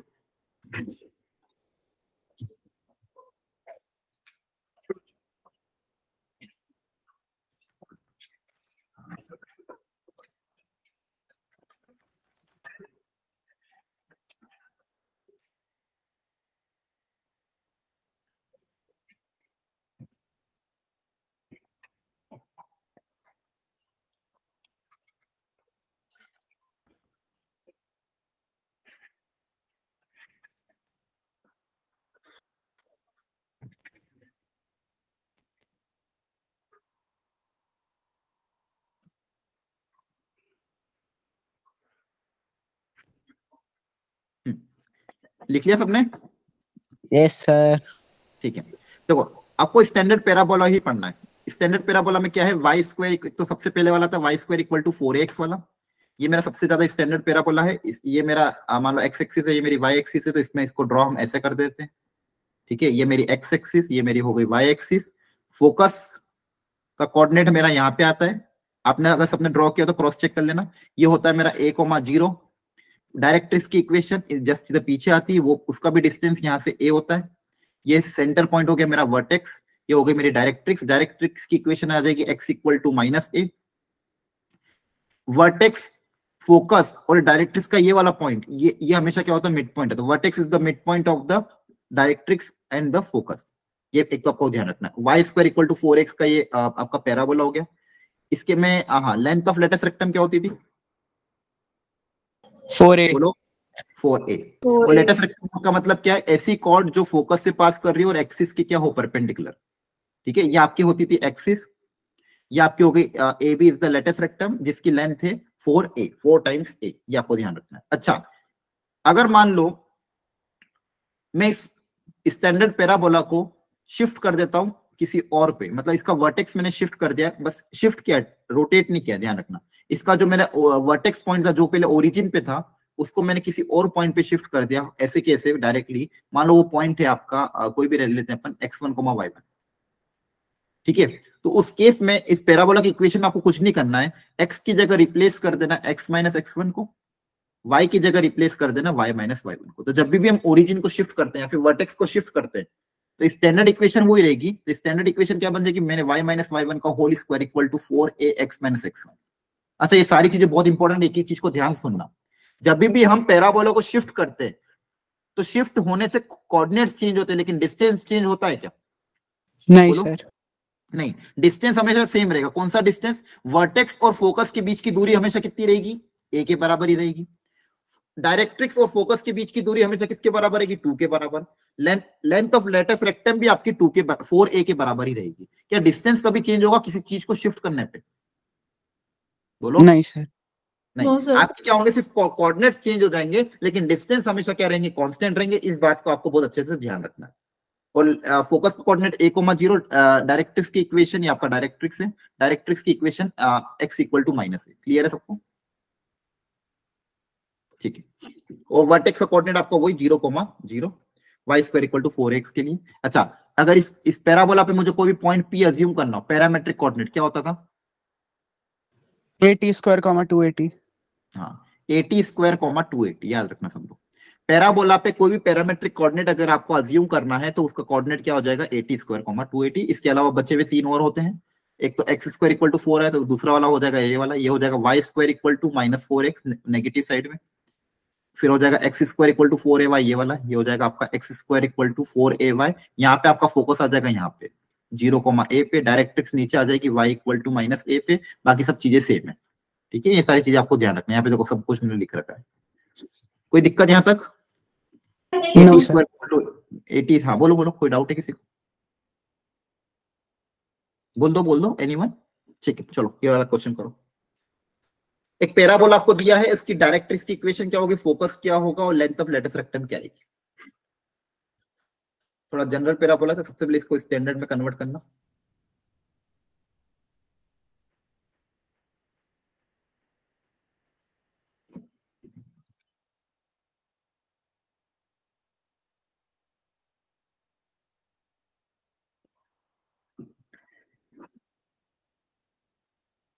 इस पैराबोला के लिए फोकस की equation, directrix equation, length of latus rectum और वर्टेक्स का कोऑर्डिनेट बता देना।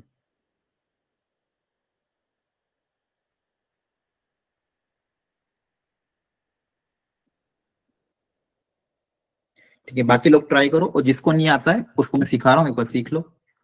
कभी भी ऐसी इक्वेशन आती है तो उसको स्टैंडर्ड परफेक्ट स्क्वायर बनाओ। परफेक्ट स्क्वायर मतलब वाई, या तो वाई स्क्वायर का टर्म आएगा या तो एक्स स्क्वायर का टर्म आएगा। तो यहाँ पे हमको क्लियरली दिख रहा है वाई स्क्वायर का टर्म है, तो वाई स्क्वायर माइनस 2y है, और वाई स्क्वायर का कोफिशिएंट 1 है, वाई का कोफिशिएंट -2 है। तो यहाँ पे इसको परफेक्ट स्क्वायर बनाने के लिए +1 करना होगा और एक -1 कर दिया, ताकि ये परफेक्ट स्क्वायर में कन्वर्ट हो जाए। तो वाई स्क्वायर की टर्म एक तरफ रखेंगे, एक्स की टर्म और कांस्टेंट टर्म को एक तरफ ले जाएंगे। तो यहाँ पे जो शुरू की 3 टर्म है ये मेरी कन्वर्ट हो जाएगी y-1 का होल स्क्वायर, और बची हुई टर्म को मैं उधर ले जाऊंगा, -4x उधर जाके +4x हो जाएगा, या -1 + 9 प्लस का 8 उधर जाके माइनस का 8 हो जाएगा। अब यहाँ से x का कोफिशिएंट भी 1 बनाना है, तो ये हो जाएगा y माइनस इसका होल स्क्वायर, यहाँ से x का कोफिशिएंट 1 बनाना है तो 4 कॉमन, x -2। ठीक है, तो ये आपका हो गया स्टैंडर्ड पैराबोला। अब यहाँ पे 4a की वैल्यू किसके बराबर होगी? 4 के 4 के बराबर। Very good. तो a कितना आ जाएगा? 1।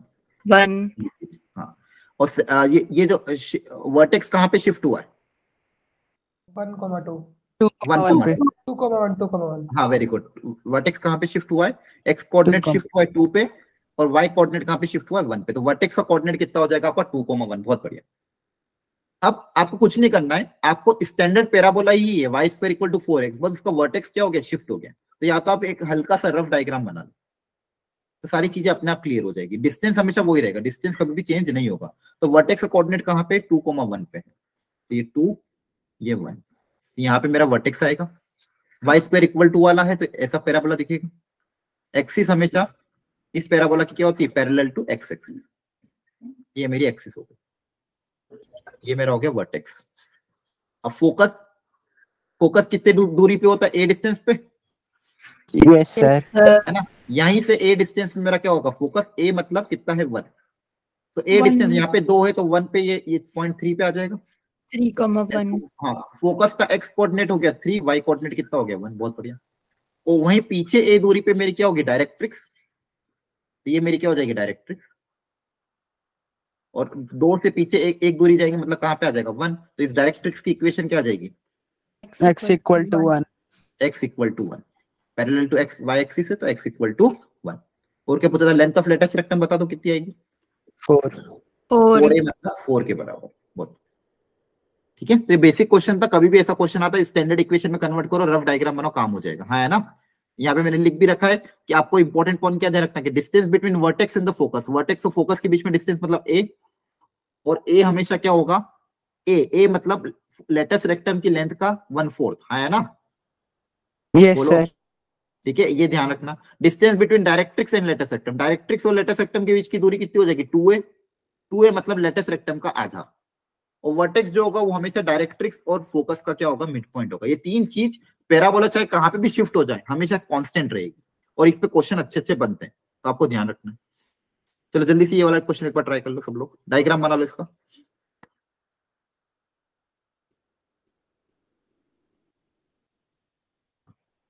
रफ डायग्राम बना लो, कॉन्सेप्ट सोच लो दिमाग में कैसे अप्लाई करोगे बस।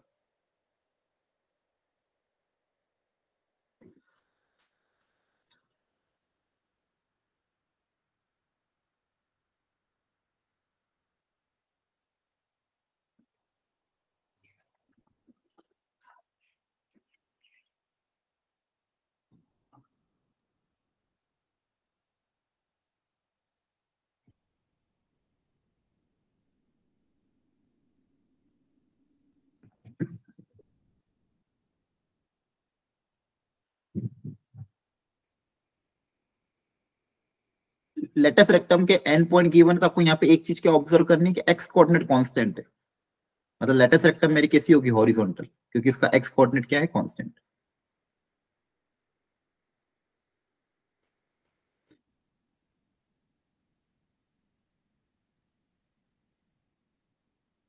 और वाई कोऑर्डिनेट है एक तो 3 और दूसरा है आपका 5।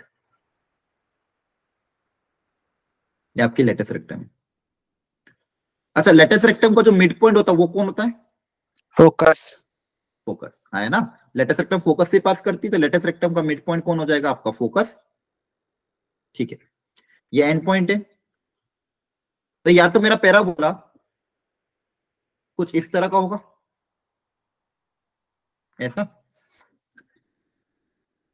ठीक है, या फिर हो सकता है ये इधर से पास कर जाए, उल्टा वाला, ऐसा भी हो सकता है।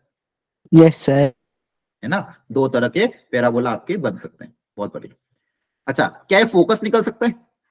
Yes sir, mid point theorem लगा। मिड पॉइंट 4, 3 और 4 का इसका मिड पॉइंट कितना हो जाएगा, 4, तो इसका फोकस कोऑर्डिनेट आ जाएगा 7,4, तो फोकस तो आ गया। अच्छा, वर्टेक्स कहाँ पे होगा, वर्टेक्स निकालने के लिए डिस्टेंस ए चाहिएगा, क्या ए निकाल सकते हैं, यस सर, डिस्टेंस फॉर्मूला लगा देंगे। हाँ, या फिर ये बोलो ना, लेंथ ऑफ लेटेस्ट रेक्टम कितनी होती है, 4a। 4a के बराबर। लेंथ ऑफ लेटेस्ट रेक्टम कितनी होती है, ये लेटेस्ट रेक्टम है, इसकी लेंथ 4a के बराबर, और ये डिस्टेंस कितना है, 3 और 5 के बीच में 2 यूनिट का। 2 यूनिट। तो यहाँ से a की वैल्यू आ जाएगी 1/2, है ना। Yes, मतलब ये sir. 1/2 यूनिट पे, फोकस से 1/2 इधर, तो फोकस से 1/2 इधर, मतलब 7 में से 1/2 माइनस कर देंगे तो कितना आ जाएगा, 6.5, यस है ना। सर। ठीक है, तो यहाँ पे आपका क्या आ जाएगा, वर्टेक्स, तो वर्टेक्स का एक्स कोऑर्डिनेट आ गया 6.5, तो वर्टेक्स का एक्स कोऑर्डिनेट हो गया 6.5, वाई कोऑर्डिनेट आपका वही है 4। तो वर्टेक्स पता है, फोकस पता है, इक्वेशन तो खैर हम लिख ही सकते हैं, वर्टेक्स पता ही है तो फोकस पता है, और स्टैंडर्ड इक्वेशन क्या वाई स्क्वायर वाली है, तो वर्टेक्स को कैसे लिख दोगे, y माइनस 4 का whole square equal to 4a times x minus 6.5, है ना। y square equal to 4x होगा, तो हो जाएगा y माइनस 4 का whole square equal to 4a। Length of latus rectum कितनी है, 2x माइनस 6.5। ठीक है, ये वाला रेड वाले की, और ब्लू वाले लिखना है तो y square equal to minus 4x। Clear है सबको, ये बोलो, एनीवन कोई डाउट।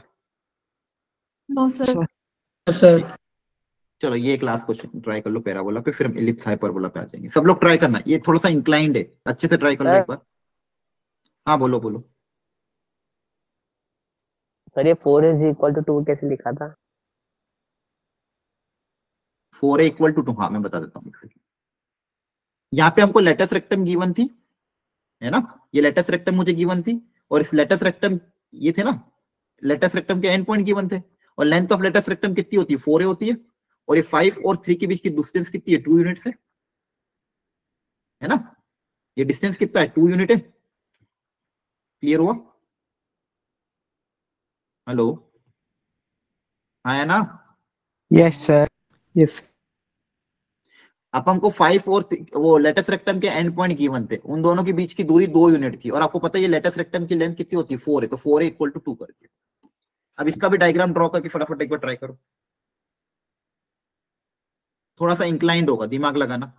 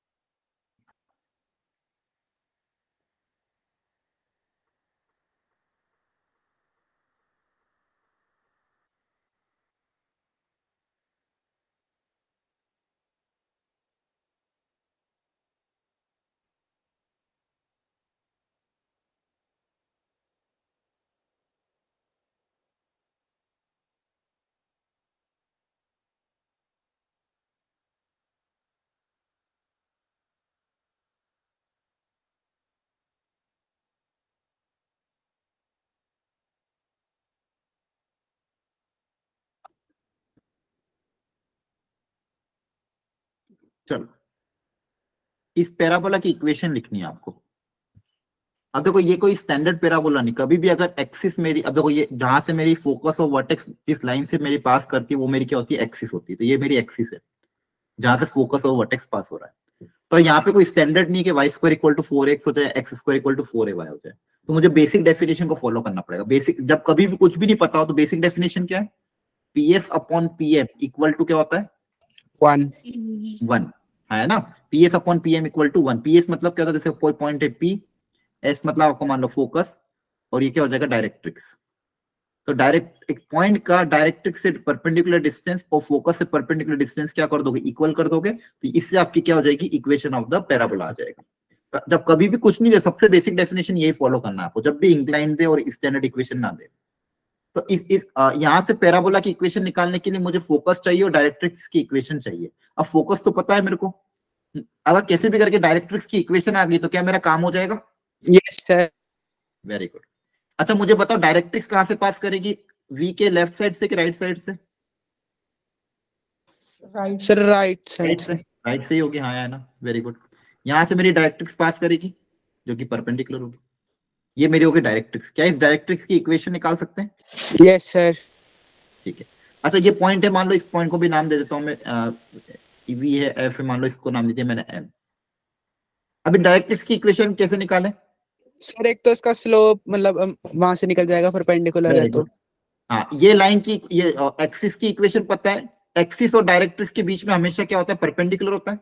तो इस एक्सिस का स्लोप मेरा है m, तो m1 m2 -1 कर देंगे तो डायरेक्ट्रिक्स का स्लोप कितना आ जाएगा, -1 आ जाएगा। यस है ना। तो किसी भी लाइन की इक्वेशन निकालने के लिए स्लोप चाहिए, तो स्लोप तो आ गया। और ये चीज हमेशा ध्यान रखना, एक्सिस और डायरेक्ट्रिक्स हमेशा क्या होती है, परपेंडिकुलर। ये बेसिक कॉन्सेप्ट पता होगा तो बहुत सारे क्वेश्चन सॉल्व हो जाएंगे। एक्सिस और डायरेक्ट्रिक्स क्या होती है, परपेंडिकुलर। और दूसरी चीज अभी मैंने बताई थी कि वर्टेक्स जो होता है वो इन दोनों का मिड पॉइंट होता है। Yes sir. तो पॉइंट M का कोऑर्डिनेट भी मेरे पास आ जाएगा by applying mid point formula. F पता है, V पता है, मिड पॉइंट फॉर्मूला अप्लाई करूंगा तो क्या M आ जाएगा। M पता है, स्लोप पता है, इस लाइन डायरेक्ट्रिक्स पे स्लोप, तो क्या डायरेक्ट्रिक्स की इक्वेशन आ जाएगी। सब लोगों को समझ में आ रहा है। Yes sir. ठीक है। डायरेक्ट्रिक्स की इक्वेशन पता है, फोकस पता है, डायरेक्ट्रिक्स की इक्वेशन पता है, जनरल पॉइंट H, K मान लेना या फिर X, Y मान लेना। PS upon PM equal to 1 करोगे, पैराबोला की इक्वेशन आ जाएगी। ठीक है। तो ध्यान रखना, कभी भी अगर मान लो स्टैंडर्ड ना दिया तो बेसिक क्या है, PS upon PM equal to 1। कोई डाउट यहां तक किसी को, बोलो। नो। ठीक है। तो आपका ये था स्टैंडर्ड पैराबोला के बारे में, जितना मेंस के लायक काम का था। अब एक दो चीजें और भी है, वो अपन वापस से लास्ट में तीनों के लिए साथ में कवर करेंगे। नेक्स्ट है इलिप्स। इलिप्स की एक तो दो डेफिनेशन होती है। एक बेसिक डेफिनेशन क्या है कि वो इस तरह से मूव करता है ताकि दो फिक्स पॉइंट से डिस्टेंस का सम क्या आता है, कांस्टेंट आता है। या आप घर पे मतलब खुद से बना भी सकते हैं। रस्सी ले ली, रस्सी को खींच के आपने ऐसा ड्रॉ कर दोगे, इनको फिक्स कर दोगे तो एक आपको इलिप्स मिलेगा। और यहाँ पे क्या बोलता है कि जो यहाँ पे इलिप्स पे जो भी पॉइंट है, उन दोनों पॉइंट का दोनों फोकस से जो डिस्टेंस है Pf1 प्लस Pf2, ये हमेशा क्या आता है, कांस्टेंट आता है। ये बहुत ध्यान रखना अच्छे से।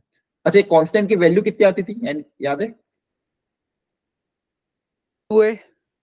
हाँ 2a के बराबर।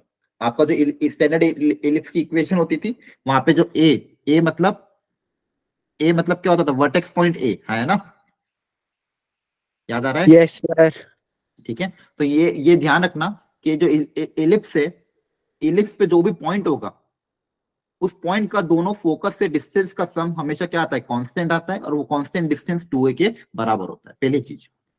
सेकेंड चीज, अब इलिप्स की इक्वेशन, अगेन स्टैंडर्ड इक्वेशन ही हमको पढ़ना है, स्टैंडर्ड इक्वेशन ऑफ इलिप्स, और उसके सारे पॉइंट हमको ध्यान रखना है। चलो एक बार आप सब लोग एक तो इसका डायग्राम बना दो जल्दी से अपनी अपनी कॉपी में। सब लोग बनाओ जल्दी से रफली। फोकस के कोऑर्डिनेट क्या होंगे, डायरेक्ट्रिक्स की इक्वेशन क्या होगी, एसेंट्रिसिटी ए और बी में रिलेशन क्या होगा, ई स्क्वायर का, लेंथ ऑफ लेटेस्ट रेक्टम क्या होगी, वर्टेक्स के कोऑर्डिनेट क्या होंगे, सारे चीज डायग्राम में बना दो जल्दी से। स्टैंडर्ड इलिप्स और उसका एक और वाला, दोनों तरह के जो दो स्टैंडर्ड इलिप्स है, दोनों के लिए फटाफट सारी चीजें बना दो। फोकस, डायरेक्ट्रिक्स की इक्वेशन, एसेंट्रिसिटी का relation, length of latus rectum, vertex के कोऑर्डिनेट और डायग्राम। दोनों स्टैंडर्ड इलिप्स की इक्वेशन अपनी अपनी कॉपी में जल्दी से सब लोग बनाओ और सारे कोऑर्डिनेट्स कॉपी में प्लॉट करो। सर फोर्थ वाला क्या लिखा है। फोर्थ ई स्क्वायर का एक रिलेशन होता था, ई स्क्वायर की वैल्यू ए स्क्वायर और बी स्क्वायर के टर्म्स में। अच्छा ठीक है सर। हाँ हाँ, एक सेकंड और देख लेते हैं, छूट तो नहीं रहे।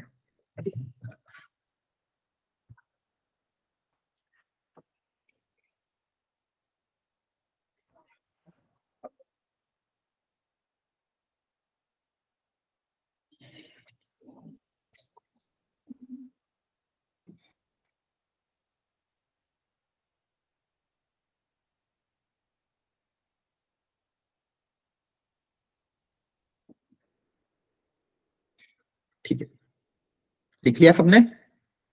Yes yes sir. Sir. Okay, ये आपकी एक्स एक्सिस हो गई, ये आपकी वाई एक्सिस हो गई। फटाफट मैं एक पहला स्टैंडर्ड इलिप्स बना रहा हूं जिसमें हॉरिजॉन्टल, मेजर एक्सिस मेरी हॉरिजॉन्टल है, ये मेरी हो गई मेजर एक्सिस जिसमें लेंथ ज्यादा होता है, ये मेरी मेजर एक्सिस, और ये मेरी हो जाएगी माइनर एक्सिस। मेजर एक्सिस का ये जो डिस्टेंस होगा, total length of the major axis कितनी होती है? 2a। 2a। Length of minor axis हो जाएगी आपकी 2b। और इसके जो एंड पॉइंट, हाँ वेरी गुड, वर्टेक्स के एंड पॉइंट है, इसके कोऑर्डिनेट्स आपके हो जाएंगे, एक कोऑर्डिनेट हो जाएगा a,0, दूसरा कोऑर्डिनेट आपका हो जाएगा -a,0, ऊपर वाला कोऑर्डिनेट हो जाएगा 0,b, ये वाला कोऑर्डिनेट हो जाएगा 0,-b। Very nice. ओके, अब इसमें हमारे पास दो फोकस होती है, एक फोकस होती है यहाँ पे f1 पे, दूसरा फोकस होता है f2 पे। फोकस का कोऑर्डिनेट क्या होता है? +-ae,0। हाँ, ae,0, एक पॉजिटिव, दूसरा कोऑर्डिनेट होगा आपका नेगेटिव -ae,0 पे। ये दो फोकस और दो डायरेक्ट्रिक्स होती है, एक डायरेक्ट्रिक्स इधर, एक डायरेक्ट्रिक्स इधर। इस डायरेक्ट्रिक्स की equation x = a/e। x = a/e, वहां पे a × e होता है, यहाँ पे a/e होता है, और यहाँ पे होता है x = -a/e। Very good. Length of latus rectum का फॉर्मूला यहाँ पे क्या होता है? 2b²/a। हाँ, 2b²/a। ये हो गया आपकी लेंथ ऑफ लेटेस्ट रेक्टम, ये हो गया e में रिलेशन। हाँ, अब अच्छा, e का रिलेशन क्या होता है? e² = 1 - b²/a। b²/a²। Very good. अच्छा, इस पैराबोला की इक्वेशन तो लिखना ही भूल गए हम। Standard equation of the parabola आती है x² / a² + y² / b² = 1। और ये हॉरिजॉन्टल एक्सिस, इसकी मेजर एक्सिस होगी कब? जब a बड़ा होगा कि b बड़ा होगा? a बड़ा होगा। A बड़ा होगा। बड़ा होगा। Very good. x² के नीचे जो टर्म है वो की उसकी वैल्यू अगर ज्यादा है तो मतलब आपकी हॉरिजॉन्टल एक्सिस मेजर एक्सिस हो जाएगी। y² के नीचे वो जो टर्म है उसकी वैल्यू अगर कम है तो माइनर एक्सिस b एक्सिस वो हो जाएगी y एक्सिस। तो x² / a² + y² / b² = 1। ध्यान यहाँ पे रखना, e² = 1 - b²/a²। Smaller value upon greater value, smaller value upon greater value. जो छोटी वैल्यू है उसको ग्रेटर वैल्यू से डिवाइड करेंगे, 1 से माइनस करेंगे तो एसेंट्रिसिटी ए आ जाएगी। एसेंट्रिसिटी पता है, फोकस की कोऑर्डिनेट ae,0, डायरेक्ट्रिक्स की इक्वेशन a/e, और वर्टेक्स की कोऑर्डिनेट a,0 -a,0, और ये आपका हो जाएगा सेंटर ऑफ द इलिप्स 0,0 पे। क्लियर है सारी चीजें? Yes sir. Yes sir. बस यही होता था, बस और तो क्या है। ठीक है, एक ये वाला इलिप्स होता था, दूसरा इलिप्स होता था हॉरिजॉन्टल वाला। हॉरिजॉन्टल इलिप्स में x² / a² + y² / b² = 1। यहाँ पे कौन ग्रेटर होता था? b > a, है ना? अब इस बार सारी चीजें यहाँ पे वर्टेक्स हो जाएगा b,0, ये हो जाएगा -b,0। इस बार फोकस क्या आएगा? 0,be। BE। हाँ, जो पहले a था अब सब b में चेंज हो जाएगा। दूसरा फोकस हो जाएगा 0,-b। डायरेक्ट्रिक्स की इक्वेशन आपकी आ जाएगी क्या? बोलो। y = +-b/e। हाँ, y = b/e, एक बार प्लस में और दूसरी माइनस में। ठीक है। Length of latus rectum 2a²/b। हाँ, पिछले फॉर्मूले में 2b²/a था, अब a और b को जगह इंटरचेंज हो जाएगा तो 2a²/b² हो जाएगा।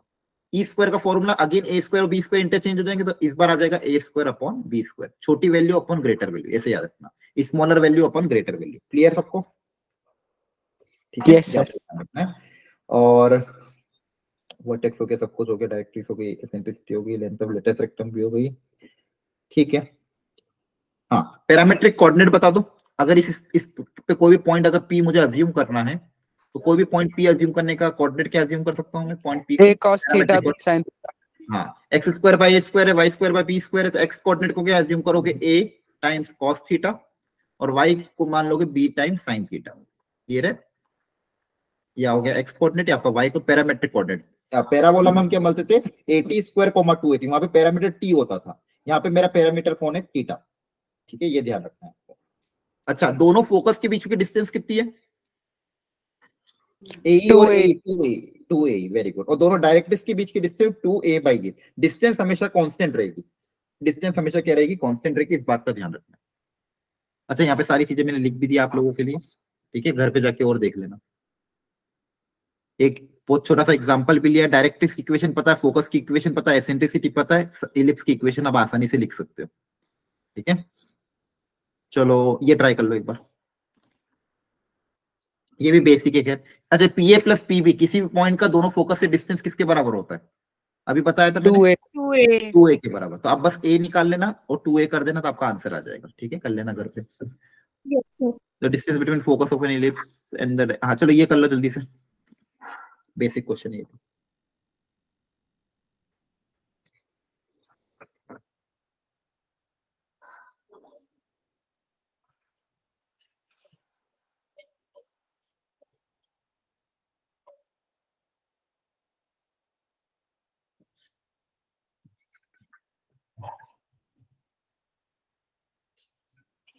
कर लिया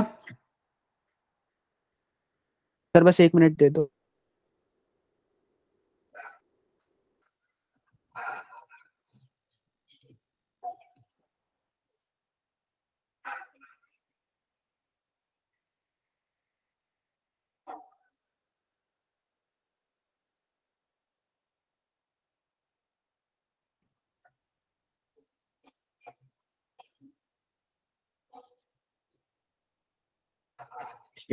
दोनों फोकस के बीच की डिस्टेंस का फॉर्मूला क्या होता था, 2a, यस सर। और दोनों डायरेक्ट्रिक्स के बीच में 2a बाई e। ये हमको दिया है 12, पूछा है लेंथ ऑफ लेटस रेक्टम। ठीक है, अच्छा मैं ए और बी, ये वाला मान लो, मतलब हॉरिजॉन्टल स्टैंडर्ड इलिप्स मान लो, तो उस केस में लेंथ ऑफ लेटस रेक्टम क्या हो जाएगी, 2, बोलो, 2b square B by square by, हाँ 2b स्क्वायर बाई ए। मतलब मुझे b और a चाहिए, अब कैसे करें, इन दोनों को क्या करें, सॉल्व कर लेंगे सर। हाँ देखो e और 1 बाई e दोनों को मल्टीप्लाई कर दे, यस सर। है ना, मल्टीप्लाई करोगे जैसे, तो 2ae को अगर मल्टीप्लाई करूंगा 2a बाई e से, तो हो जाएगा 6 इंटू 12। यहाँ पे देखो e कट जाएगा, 2 2 का 4, है ना, 4 यहाँ से यस कट सर। जाएगा, तो यहाँ से मेरे पास a स्क्वायर की वैल्यू कितनी आ जाएगी, 18, है ना। Yes sir. अब a पता है, यहाँ से a निकल जाएगा, a की वैल्यू यहाँ रखोगे तो e आ जाएगा, यस सर। या फिर e स्क्वायर निकाल लेना। ई स्क्वायर पता, तो E square equal to 1 minus B square by A square, तो यहाँ से आपके पास क्या आ जाएगा, बी स्क्वायर आ जाएगा। क्लियर है, यस यस सर। सर।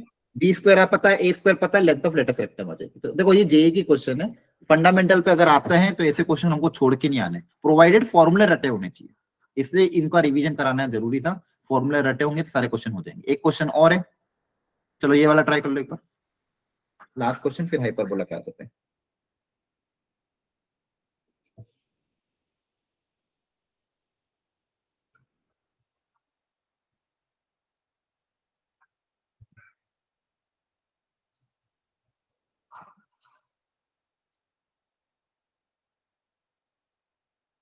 इसके बाद हाइपरबोला फटाफट कवर कर लेंगे।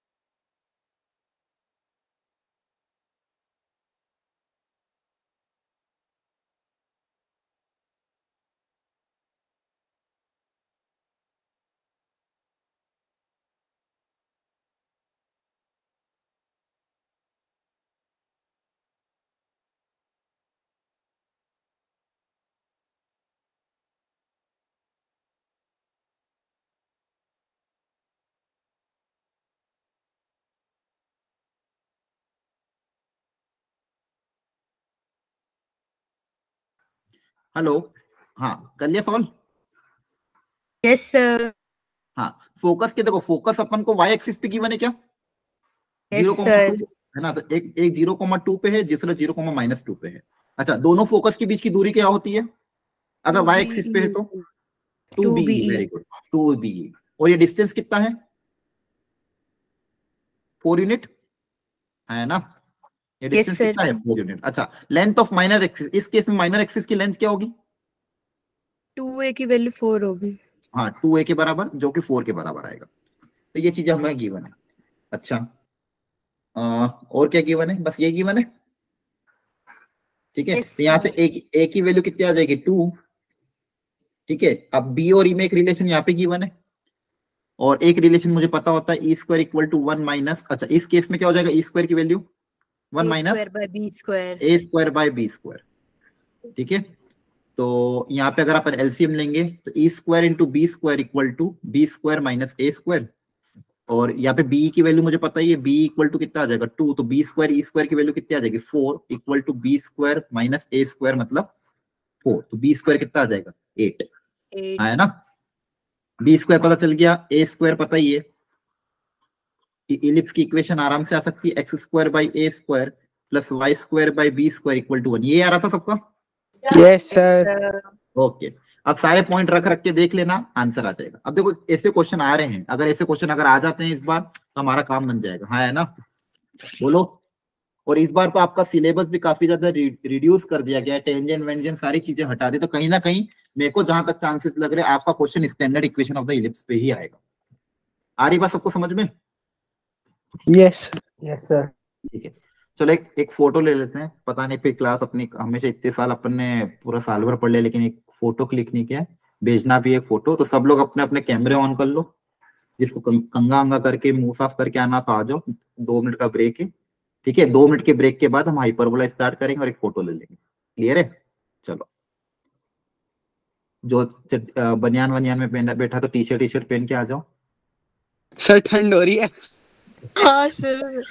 ठीक है, नहीं कोई अगर जोश होश में बैठा, ठीक है। तो 2 मिनट का ब्रेक ले रहे हैं, 3:35 पर वापस रेज्यूम करेंगे और हाइपरबोला को अच्छे से कवर करके वाइंड अप कर देंगे। अच्छा, अभी और चीजें बाकी है, इलिप्स पैराबोला की जो सारी चीजें हैं वो कॉमन करके मैं साथ में पढ़ा दूंगा तीनों को। तो बस आधे घंटे का और लेक्चर हमारा 30-40 मिनट का, मिस मत करना। वो आधे घंटे का लेक्चर करके पूरा चैप्टर वाइंड अप हो जाएगा। तो हम 2 मिनट का ब्रेक ले रहे हैं, ठीक है। सर अब कब स्टार्ट होगी? बस 2 मिनट बाद, और एक फोटो ले लेंगे फिर।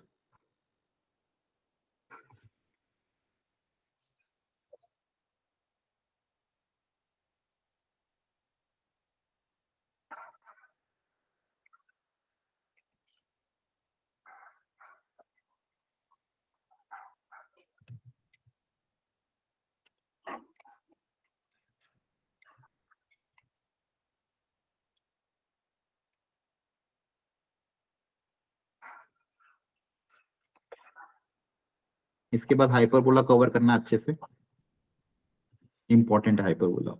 और फिर इन तीनों के लिए chord of contact, chord bisected और कुछ स्टैंडर्ड प्रॉपर्टीज जो बहुत काम आती है वो लास्ट में एक साथ कवर करेंगे, तीनों सेक्शन, पैराबोला, इलिप्स और हाइपरबोला की तीनों प्रॉपर्टीज।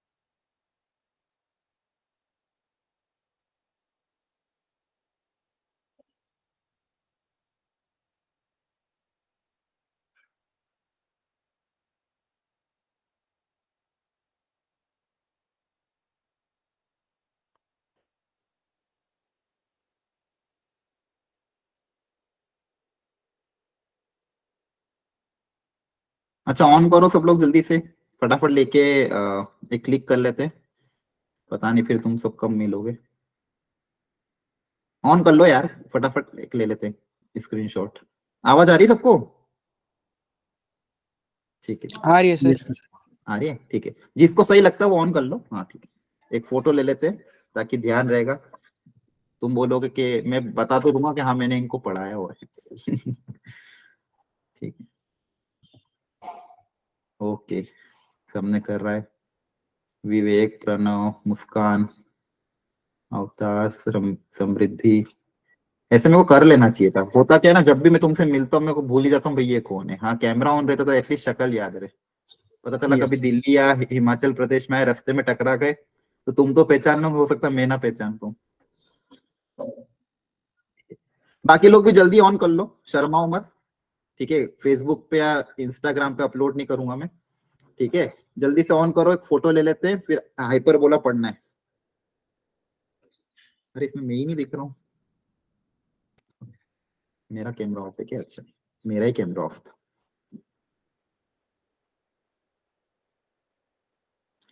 अरे बाकी लोग जल्दी करो, किसी ने दो दो आईडी से ज्वाइन कर रखा है।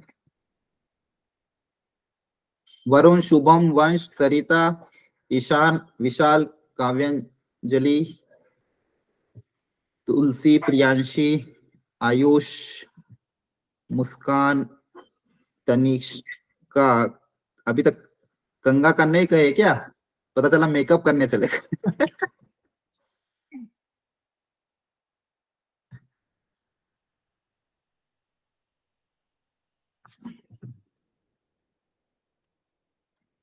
ठीक, कैसे लेना भाई स्क्रीनशॉट इसका?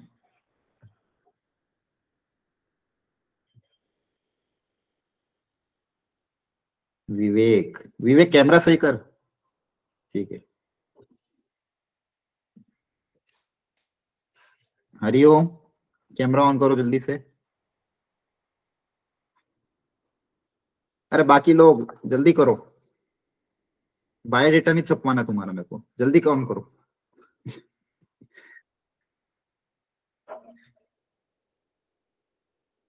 किसका बाकी रह गया? वो जो हाँ केशव, कैमरा ऑन करो तुम। हाँ तुम इतना बोल बोल करते हो, बातें करते हो, डाउट्स पूछते हो।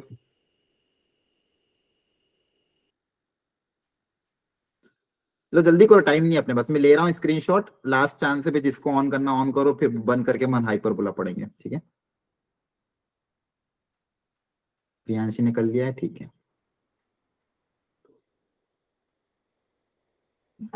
ओके, चलो ऑन तो करे सब लोग, एक बार स्माइल कर दो, फोटो में तो अच्छे नहीं जाएंगे, ठीक है। 1 2 3 क्लिक, ठीक है, ओके। चलो थैंक यू एवरीवन। अच्छा और कोई रह तो नहीं क्या? अब जो रह गया ठीक है, बाद में करेंगे क्लास लास्ट में। अब फटाफट आ जाते हैं पढ़ाई पे अपनी। सबको स्क्रीन दिख रही है क्या? Yes sir. ओके ओके, ठीक है। एक एक क्लास में ले लेंगे, जो लोग रह गए मेकअप कर लेना, तब तक आधा घंटे का टाइम है, ठीक है। चलो ओके, सबको स्क्रीन दिख रही है? हाँ दिख रही है। Yes sir. ओके, अब आ जाते हैं हाइपरबोला पे, ठीक है भाई। ये क्या बोल रहा है? अच्छा इसका बना लो फटाफट अपनी अपनी कॉपी में, इसका डायग्राम, स्टैंडर्ड इक्वेशन, दोनों तरह की हाइपरबोला, उसको कॉन्जुगेट हाइपरबोला बनाओ, फोकस की इक्वेशन, फोकस का कोऑर्डिनेट, डायरेक्ट्रिक्स की equation, length of latus rectum, फटाफट क्विक एवरीवन। लेटेस्ट रेक्टम के एंड पॉइंट भी बनाना, वो भी बहुत काम आते हैं। लेटेस्ट रेक्टम के एंड पॉइंट, डायरेक्ट्रिक्स की इक्वेशन, वर्टेक्स की कोऑर्डिनेट, सेंटर का coordinate, axis, conjugate axis, transverse axis कौन सी होगी, और दोनों पैराबोला, हाइपरबोला और उसका कॉन्जुगेट हाइपरबोला दोनों बनाना।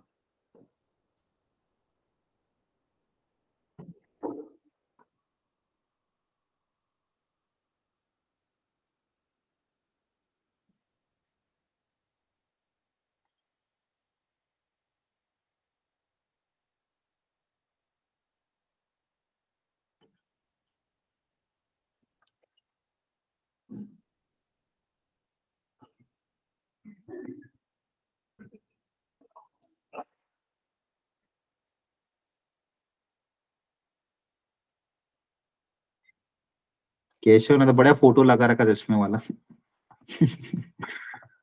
ठीक है, चलो बना लिया सबने? Yes sir. ओके। हाँ तो ये मेरा होता है हाइपरबोला, इस तरह से दिखता है कुछ। एक तो ये होता है हाइपरबोला, इसकी मेजर एक्सिस हॉरिजॉन्टल एक्सिस है, इसको हम क्या बोलते थे? Transverse axis. और इसके ये वाली जो होती थी वो इसको बोलते थे, वेरी गुड, कॉन्जुगेट एक्सिस।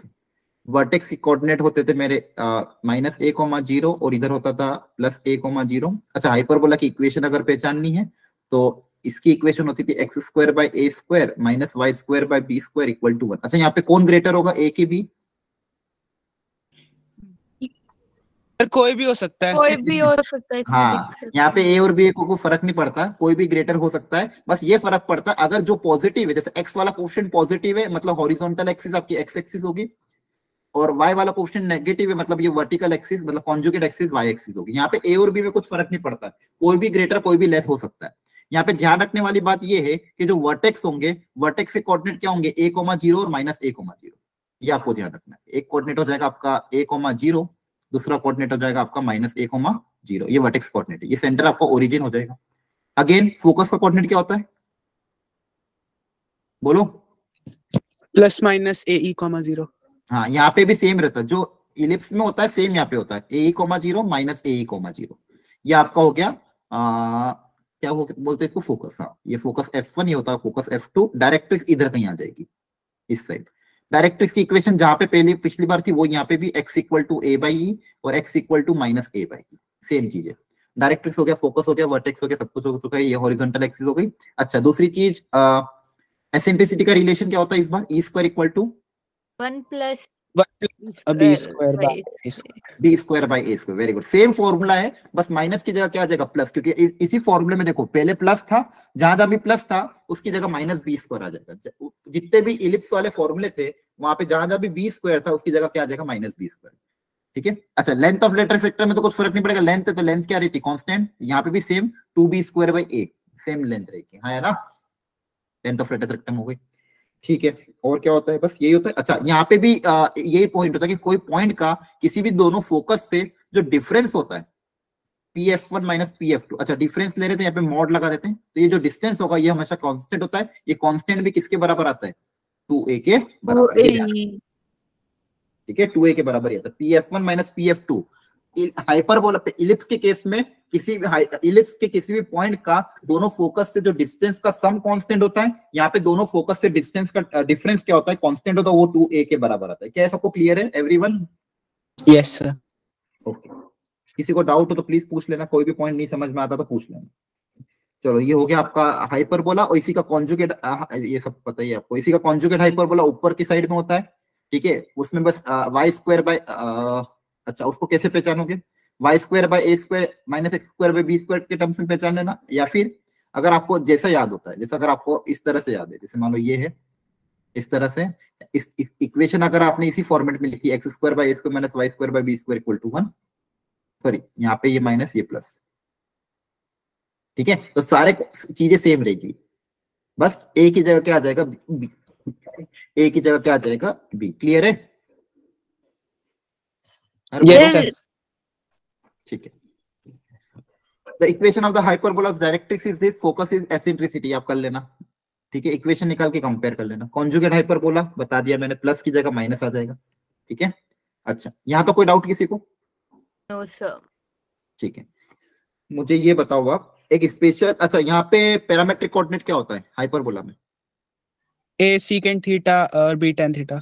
हाँ, वहां पे होता था a cos theta b sin theta, यहाँ पे होता है a sec theta b tan theta. ध्यान रखना, यहाँ पे पैरामेट्रिक कोऑर्डिनेट ये लिख देता हूं मैं, पैरामेट्रिक कोऑर्डिनेट इलिप्स के केस, हाइपरबोला के केस में x की वैल्यू आप रखोगे a sec थीटा। ऐसा क्यों रखते हैं, क्योंकि मुझे पता है sec² थीटा - tan² थीटा कितना होता है, 1। a sec थीटा और y coordinate b tan theta. ठीक है, ये आपका हो गया पैरामेट्रिक कोऑर्डिनेट। ठीक है। अच्छा, एक और स्पेशल हमारा रेक्टेंगुलर हाइपरबोला, रेक्टेंगुलर या फिर इक्विलेटरल हाइपरबोला, इसको एक और नाम देते हैं इक्विलेटरल हाइपरबोला। इसकी क्या खासियत होती है कि जैसे अपना जो नॉर्मल हाइपरबोला होता है x² / a² - y² / b² = 1, तो रेक्टेंगुलर और इक्विलेटरल हाइपरबोला की खासियत ये होती है जो a स्क्वायर और b स्क्वायर मतलब वो क्या होता है सेम, अगर वो सेम हो जाए तो इसकी इक्वेशन आपकी दिखेगी x square by a square minus y square by a square equal to 1 या फिर x square minus y square equal to 1। तो ऐसा x square minus y square equal to a square, ऐसा हाइपरबोला को मैं क्या बोलता हूँ, रेक्टेंगुलर हाइपरबोला या फिर इक्विलेटरल हाइपरबोला। अच्छा, इसी को लिखने का एक तरीका और होता है, एक मिनट, इसी को लिखने का एक तरीका क्या होता है, xy equal to c square, है ना, ऐसे कुछ होता था, याद आ रहा है? यस बोलो। सर। इसको लिखने का एक और तरीका क्या होता है, xy equal to c square. अब यहाँ पे अगर मुझे पैरामेट्रिक कोऑर्डिनेट अज्यूम करना है, इस केस में xy equal two rectangular hyperbola या फिर इक्विलेटरल हाइपरबोला के लिए पैरामेट्रिक कोऑर्डिनेट अगर अज्यूम करने हैं तो x को मैं बोलूंगा c अपॉन t और y को मैं बोलूंगा c इंटू टी। ठीक है, अब इसमें रख के देख लेना, ये सेटिस्फाई करेगा। तो पैरामेट्रिक कोऑर्डिनेट यहाँ पे क्या हो जाएंगे, c by T into C into T. ठीक है, इसका अगर डायग्राम बनाना तो इसकी ये हो जाएगी आपकी एजेम्प्टोट, जो कोऑर्डिनेट एक्सिस होती है वो आपकी एजेम्प्टोट हो जाती है। एजेम्प्टोट मतलब ऐसी लाइन जो कर्व को इन्फिनिटी पे जाके टच करे, उसको अपन बोलते हैं एजेम्प्टोट। तो यहाँ पे जो कोऑर्डिनेट एक्सिस हो जाएगी वही आपकी एजेम्प्टोट हो जाती है, और इसका डायग्राम कुछ इस तरह से दिखेगा। ठीक है, X Y equal to C square same as Y PV equal to constant isothermal process, X Y equal to C square PV equal to constant isothermal process का भी डायग्राम ऐसा ही होता है। ठीक है, ये आपका हो गया रेक्टेंगुलर हाइपरबोला, यहाँ पे ये सब चीजें की ध्यान रखनी। अच्छा, यहाँ पे एसेंट्रिसिटी की वैल्यू कितनी आ जाएगी इस केस में, √2। हाँ, अगर ए स्क्वायर और बी स्क्वायर सेम हो जाएंगे तो E square equal to 1 plus B square by A square, B square और ए स्क्वायर को सेम रख दोगे तो बी स्क्वायर ए स्क्वायर दोनों कैंसिल हो जाएंगे, तो 1 प्लस 1 कितना आ जाएगा 2, तो ई स्क्वायर की वैल्यू कितनी आ जाएगी 2, तो ई की वैल्यू कितनी आ जाएगी √2। तो ध्यान रखना रेक्टेंगुलर हाइपरबोला के केस में एसेंट्रिसिटी आपकी कितनी होती है, √2 होती है। क्या ये सारी बातें समझ में आई सबको? Yes sir. ठीक है, तो ये आपको ध्यान रखना है। और इस वाले केस में अगर मैं बताऊं बात कि जैसे इस वाले में केस में क्या होता है, इसका डायग्राम अगर मैं नॉर्मली बनाऊं, एक्स स्क्वायर ए स्क्वायर और बी स्क्वायर अगर सेम आ जाए तो इसकी जब मैं एजेम्प्टोट बनूंगा, एजेम्प्टोट मतलब ऐसी टेंजेंट जो इन्फिनिटी पे जाके टच करे, तो एजेम्प्टोट इस केस में मेरी क्या होती है, y इक्वल टू एक्स और दूसरी लाइन हो जाती है y equal to minus X. इसी को रोटेट कर देंगे तो ये मिल जाएगा, जहां पे एजेम्प्टोट कोऑर्डिनेट एक्सिस के साथ मीट कर जाएगी, उस केस में इक्वेशन आ जाएगी xy equal to C square. ध्यान रखना रेक्टेंगुलर हाइपरबोला की एसेंट्रिसिटी √2 होती है, ये इंपॉर्टेंट पॉइंट आपको ध्यान रखना है। ठीक है, चलो अब सारे जनरल पॉइंट जो सबके लिए थे कि कभी भी एक लाइन और एक कर्व आपको दे, अब ये सब जनरल बता रहा हूं मैं। अब कर्व चाहे कोई भी हो, किसी भी तरह का कोनिक हो, चाहे पैराबोला हो, इलिप्स हो, हाइपरबोला या फिर कोई भी जनरल कोनिक दे दें, एक कर्व और एक लाइन में अगर मुझे रिलेशन डेवलप करना है तो आप क्या करना, उन दोनों लाइन की इक्वेशन और कर्व की इक्वेशन को साथ में सॉल्व कर लेना। लाइन की इक्वेशन और कर्व की इक्वेशन को साथ में सॉल्व कर लोगे तो आपको पास एक्स में क्वाड्रेटिक इक्वेशन आ जाएगी। अगर वो लाइन कर्व को दो जगह कट कर रही है तो उसका डी क्या कर दोगे, ग्रेटर देन 0। अगर वो लाइन कर्व को दो जगह कट कर रही है तो डी ग्रेटर देन 0। अगर वो लाइन टेंजेंट है उसका डी लेस देन 0 कर दोगे, और वो लाइन अगर कर्व को कट करके नहीं जा रही तो डी लेस देन 0 कर दोगे। क्या ये कॉन्सेप्ट क्लियर है सबको? यस किसी को समझ में आया तो बता दो, एनीवन? बाकी लोग कभी भी, ये तो जनरल है इसलिए मैं इसको जनरलाइज कर रहा हूँ, कभी भी एक लाइन और कर्व के बीच में इक्वेशन आपको बोले या फिर रिलेशन आपको बोले तो आपको यही करना है। एक लाइन और कर्व में रिलेशन क्या हो जाएगा कि उन दोनों को साथ में सॉल्व करके उसका डी ग्रेटर देन 0, तो दो जगह, क्योंकि आपको पता है कि क्वाड्रेटिक के दो रूट आते हैं, मतलब डी ग्रेटर देन 0 मतलब लाइन कट करके जाएगी दो जगह, इक्वल टू 0 मतलब टच करके जाएगी, लेस देन 0 मतलब टच करके नहीं जाएगी। ये हो गया लाइन और कोनिक सेक्शन में रिलेशन। अब एक पॉइंट और कर्व में रिलेशन है, एक कर्व है मान लो s इक्वल टू 0 कर्व की इक्वेशन, और कोई पॉइंट है p x1, y1। अब ये पॉइंट p इस कर्व पे लाई करेगा, इस कर्व के बाहर लाई करेगा, इस बात, ये किस बात पे डिपेंड करेगा, हम क्या निकालते थे बोलो? ये पॉइंट p इस कर्व के ऊपर लाई करे, कर्व के अंदर लाई करे, मतलब तीनों अपने जो कर्व है, इलिप्स, पैराबोला, हाइपरबोला, उस केस में हमको क्या निकालना पड़ेगा, s1 निकालना पड़ेगा। यस सर, है ना? Position of point with respect to conic, position of point with respect to conic. फटाफट इसको देख लेते हैं। तो सर्कल हो, पैराबोला हो और इलिप्स हो, इन तीनों ही केस में एक पॉइंट सर्कल के ऊपर, सर्कल के बाहर या सर्कल के अंदर, पैराबोला के ऊपर बाहर अंदर या फिर इलिप्स के ऊपर बाहर अंदर कहां पे लाई करेगा, ये बात करेगा S1 पे। S1 की वैल्यू आप निकाल लोगे, कर्व की इक्वेशन में पॉइंट x1, y1 रखोगे तो S1 आ जाएगा। ठीक है, S1 अगर पॉजिटिव हुआ तो बताओ कहां पे लाई करेगा, ग्रेटर देन 0 तो बोलो, आउटसाइड, इनसाइड, क्या on the ellipse? Outside, outside the curve. S1 की वैल्यू अगर 0 आ जाती है तो वो ऑन द कर्व। अब वो चाहे कर्व सर्कल हो, पैराबोला हो या इलिप्स हो, S1 अगर 0 है तो ऑन द कर्व, और ये अगर लेस देन 0 आ जाता है, नेगेटिव आ जाता है, तो इनसाइड द कर्व, ये रहे इनसाइड द कर्व। ये इन तीनों केस में। हाइपरबोला का केस थोड़ा सा अलग होता है, इसलिए इसको हम अलग से पढ़ लेंगे। हाइपरबोला केस में उल्टा होता है, ठीक है। हाइपरबोला का डायग्राम आपको किस तरह से, इस तरह का होता है ना, तो उस केस में क्या होता है, S1 की वैल्यू अगर 0 आ रही है तो वो तो चलो ठीक है, वो तो on the hyperbola, on the hyperbola. लेकिन S1 की वैल्यू अगर ग्रेटर देन 0 आ रही है तो पहले क्या होता था, आउटसाइड होता था, इस बार क्या हो जाएगा, इनसाइड, उल्टा हो जाएगा। और S1 की वैल्यू अगर लेस देन 0 आ रही है तो इस बार क्या हो जाएगा, वो पॉइंट आउटसाइड द एलिप्स हो जाएगा। बोलो, इसमें किसी को डाउट हो एनीवन तो प्लीज पूछ लो, कोई समझ में नहीं आया कोई चीज इस पॉइंट को? नो सर, क्लियर है। क्लियर है, ओके। तो ये हो गया आपका, ये काम हो गया। अगेन फोकल कॉर्ड वाली मैंने आपको ऑलरेडी बताया था, फोकल डिस्टेंस। फोकल डिस्टेंस मतलब क्या होता था, फोकल डिस्टेंस वैसे फोकल डिस्टेंस किसको बोलते थे? ध्यान रखना, किसी भी कर्व पे फोकस, किसी भी कर्व पे कोई भी पॉइंट से उसका फोकस से डिस्टेंस को हम क्या बोलते हैं, फोकल डिस्टेंस। और वो जनरली निकालने का आसान तरीका क्या होता था, पी, जैसे आपको देखो मैं बोल देता हूँ, कोई भी कर्व मान लो, इलिप्स देख लेते हैं या फिर पैराबोला देख लो। फोकल डिस्टेंस का कॉन्सेप्ट समझ लो एक बार, ये आपकी फोकस है। तो फोकल डिस्टेंस मतलब इस कर्व पे कोई भी एक पॉइंट अगर होगा, उस पॉइंट का फोकस से जो डिस्टेंस होता है उसको मैं बोलता हूं फोकल डिस्टेंस। उसको मैं बोलता हूं क्या, फोकल डिस्टेंस। अगर अब मुझे ये निकालना हुआ, अब इस कर्व की इक्वेशन तो मुझे पता ही होगी, y square equal to 4x, मतलब a पता है, a की वैल्यू मुझे पता ही है, ठीक है। तो अब ये फोकल डिस्टेंस अगर निकालना तो मैं क्या करूंगा, मैं बेसिक कंसेप्ट ये अप्लाई लूंगा कि मुझे पता है पैराबोला के केस में किसी भी पॉइंट का फोकस से डिस्टेंस और डायरेक्ट्रिक्स से डिस्टेंस क्या होता है, सेम होता है। तो जो फोकल डिस्टेंस है p है, इसकी वैल्यू pm की क्या होगी, बराबर होगी, है ना? Yes sir. ठीक है। और ये पॉइंट p, पैराबोला पे कोई भी पॉइंट p हम अज्यूम क्या करते हैं, 80 स्क्वायर 280, 80 स्क्वायर 280, मतलब इस पॉइंट p का x कोऑर्डिनेट तो कितना है, 80 स्क्वायर, मतलब यहां से लेके यहां तक की दूरी तो कितनी हो गई, 80 स्क्वायर। और मुझे पता है कि वर्टेक्स से डायरेक्ट्रिक्स की दूरी a होती है, है ना? तो ये टोटल डिस्टेंस p से लेके m तक की डिस्टेंस कितनी हो जाएगी, 80 square plus a। Yes sir.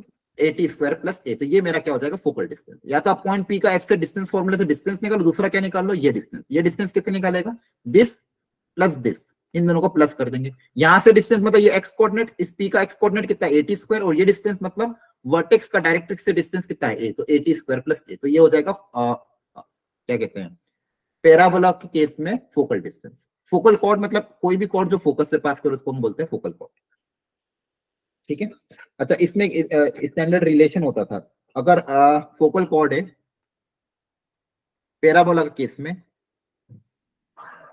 ध्यान से सुनना, ये मान लो आपका फोकस है और फोकल कॉर्ड के दोनों जो एंड पॉइंट होते हैं, ये पॉइंट है मान लो ए, ये पॉइंट है बी, इसका पैरामेट्रिक कोऑर्डिनेट है मान लो t1, इसका पैरामेट्रिक कोऑर्डिनेट है t2, और अगर ये फोकल कॉर्ड है तो इसके बीच में एक रिलेशन होता था, क्या होता था, t1 into t2 is equals to -1। हाँ, याद रखना सब लोग कि ये अगर मान लो फोकल कॉर्ड है, फोकस से पास करने वाली कॉर्ड है, अगर एक एंड पड़ता है आपको t1 तो दूसरा आप एंड निकाल सकते हो। कैसे निकाल सकते हो, इन दोनों में रिलेशन होता है, बहुत इंपॉर्टेंट है वो ध्यान रखने वाला, कि t1 इंटू t2 का प्रोडक्ट कितना होता है, -1। तो अगर t1 की वैल्यू पता है तो t2 आप निकाल सकते हो, ठीक है। एक बार क्रॉस चेक कर लेना ये था कि नहीं था, है ना? कोई डाउट यहां तक, बोल दो। No sir. ठीक है, एक मिनट। तो ये हो गया आपका फोकल कॉर्ड हो गया, ठीक है। 80 स्क्वायर 280 आपको मैंने बता दिया। टेंजेंट्स तो आपको सर्कल है ही नहीं, ठीक है, वो निकल जाएगा। इसके अलावा पोजीशन ऑफ पॉइंट बता दिया है, फोकल की डिस्टेंस बता दी। फोकल कॉर्ड बाकी केस में भी ऐसे निकाल लेना, ई के टर्म्स में निकाल लेना, डिस्टेंस फ्रॉम द डायरेक्ट्रिक्स उसको ई से मल्टीप्लाई कर देना तो फोकल का डिस्टेंस आ जाएगा आपको, ठीक है। टेंजेंट की इक्वेशन कभी भी निकालने तो एक्स स्क्वायर को x1, वाई स्क्वायर को y1, वो सारी चीजें आप निकाल लेना। बाकी आपका ये रिजल्ट ऑफ द पैराबोला यहाँ पे सारे लिख रखे मैंने, स्टैंडर्ड रिजल्ट। बाकी के भी मैं स्टैंडर्ड रिजल्ट आपके लिख दूंगा, घर पे एक बार इसको देख लेना। तो जितने जो याद रख सके वो याद रखना, जो याद रख नहीं सकते मत याद रखना। अच्छा, ये length of the focal cord आपको मैंने बताया था पिछली बार, 4a into cosec square alpha. ये तो फोकल कॉर्ड होती है, अगर ये अल्फा एंगल बना रही तो इसकी लेंथ कितनी होती है, 4a into cosec square alpha, ठीक है। ये हो गया अपना। चलो, कुछ क्वेश्चंस मैंने यहाँ पे डाल रखे थे, वो आप घर पे ट्राई कर लेना। यहाँ तक कोई दिक्कत किसी को, एनीवन? बोलो। No sir. तो देखो बच्चों, ये अपना काम था कि एक तो अपन को फॉर्मूले सारे पढ़ने थे, अपन ने सारे फॉर्मूले अच्छे से देख लिए। कुछ इसकी स्टैंडर्ड प्रॉपर्टीज होती हैं जो आपको याद रखनी पड़ेगी, तो वो अभी मैं आपको जब नोट्स भेजूंगा उन नोट्स में ही ऐड कर दूंगा उन सारी प्रॉपर्टीज को, पहली चीज। एंड सेकेंड चीज, इसी के नोट्स में आपको मैं कुछ सॉल्व एग्जाम्पल दे दूंगा, मतलब क्वेश्चन और उसका सॉल्यूशन। तो आपको क्या करना है, अभी अपने आपके पास अगर शॉर्ट नोट बने हो तो बहुत अच्छी बात है, सारे फॉर्मूला की बने ही होनी चाहिए। अगर आपने शॉर्ट नोट नहीं बना रखे तो पहले सबसे पहले इसका फॉर्मूला नोट बना लेना, या फिर इसी चीज को एक बार याद कर लेना, उसके बाद उन सॉल्व एग्जाम्पल को अपने एंड पे एक बार ट्राई कर लेना, ताकि आपका ये चैप्टर आज ही कंप्लीट हो जाए। मैंने आपको कहा था स्टार्टिंग में, ये चैप्टर लगभग 4 से 5 क्वेश्चन का वेटेज कवर करता है, तो कम से कम 16 से 20 मार्क का ये चैप्टर होगा। ठीक है, तो इस चैप्टर को आपको अच्छे से करके जाना, सारे फॉर्मूला बाय हार्ट आपको याद होने चाहिए। कुछ सॉल्व एग्जांपल मैं आपको आज के लिए दे दूंगा और कुछ प्रॉपर्टीज अभी इसमें मैं ऐड कर दूंगा, तो उनको आप अच्छे से देख लेना। क्या बात सबको क्लियर है? बोलो सर। और कोई हेल्प चाहिए इस चैप्टर में आपको? ठीक है, चलो तो अभी मैं आपको नोट्स भेज देता हूँ। अच्छा एक चीज ध्यान से सुनो, कल है अपनी आज 17 तारीख होगी, कल 18 तारीख है, कल हम कैलकुलस कवर करेंगे और कैलकुलस के लिए मुझे कम से कम 3 घंटे चाहिए। तो हो सकता है कल वाली क्लास अपनी लेंदी जाएगी, तो कल अपना कैलकुलस का सारा रिवीजन हम करेंगे, जिसमें स्टार्ट करेंगे सबसे पहले एप्लीकेशन ऑफ डेरिवेटिव के साथ, क्योंकि लिमिट्स हमने ऑलरेडी अभी थोड़े टाइम पहले ही पढ़ा था, तो आपको याद होगा। हम स्टार्ट करेंगे एप्लीकेशन ऑफ डेरिवेटिव के साथ, फिर अपन पढ़ेंगे इंटीग्रेशन, मतलब पहले टारगेट करेंगे इंटीग्रल कैलकुलस को कवर करेंगे, उसके बाद डिफरेंशियल कैलकुलस को कवर करेंगे। सारा फॉर्मूला, सारा कॉन्सेप्ट, जो भी क्वेश्चन हम कवर कर पाएंगे उतना हम कवर करेंगे। टाइमिंग सेम रहेगा, 2 बजे से लेके 2 से 5। क्लियर है? तो कल 3 घंटे की क्लास होगी अपनी, जिसमें हम पूरा कैलकुलस को कवर करने की कोशिश करेंगे। Yes sir. ओके ओके, ठीक है, thank you everyone, bye bye. और कोई किसी को बोलना तो नहीं है? Bye sir. Bye bye, take care. Bye sir, good night sir.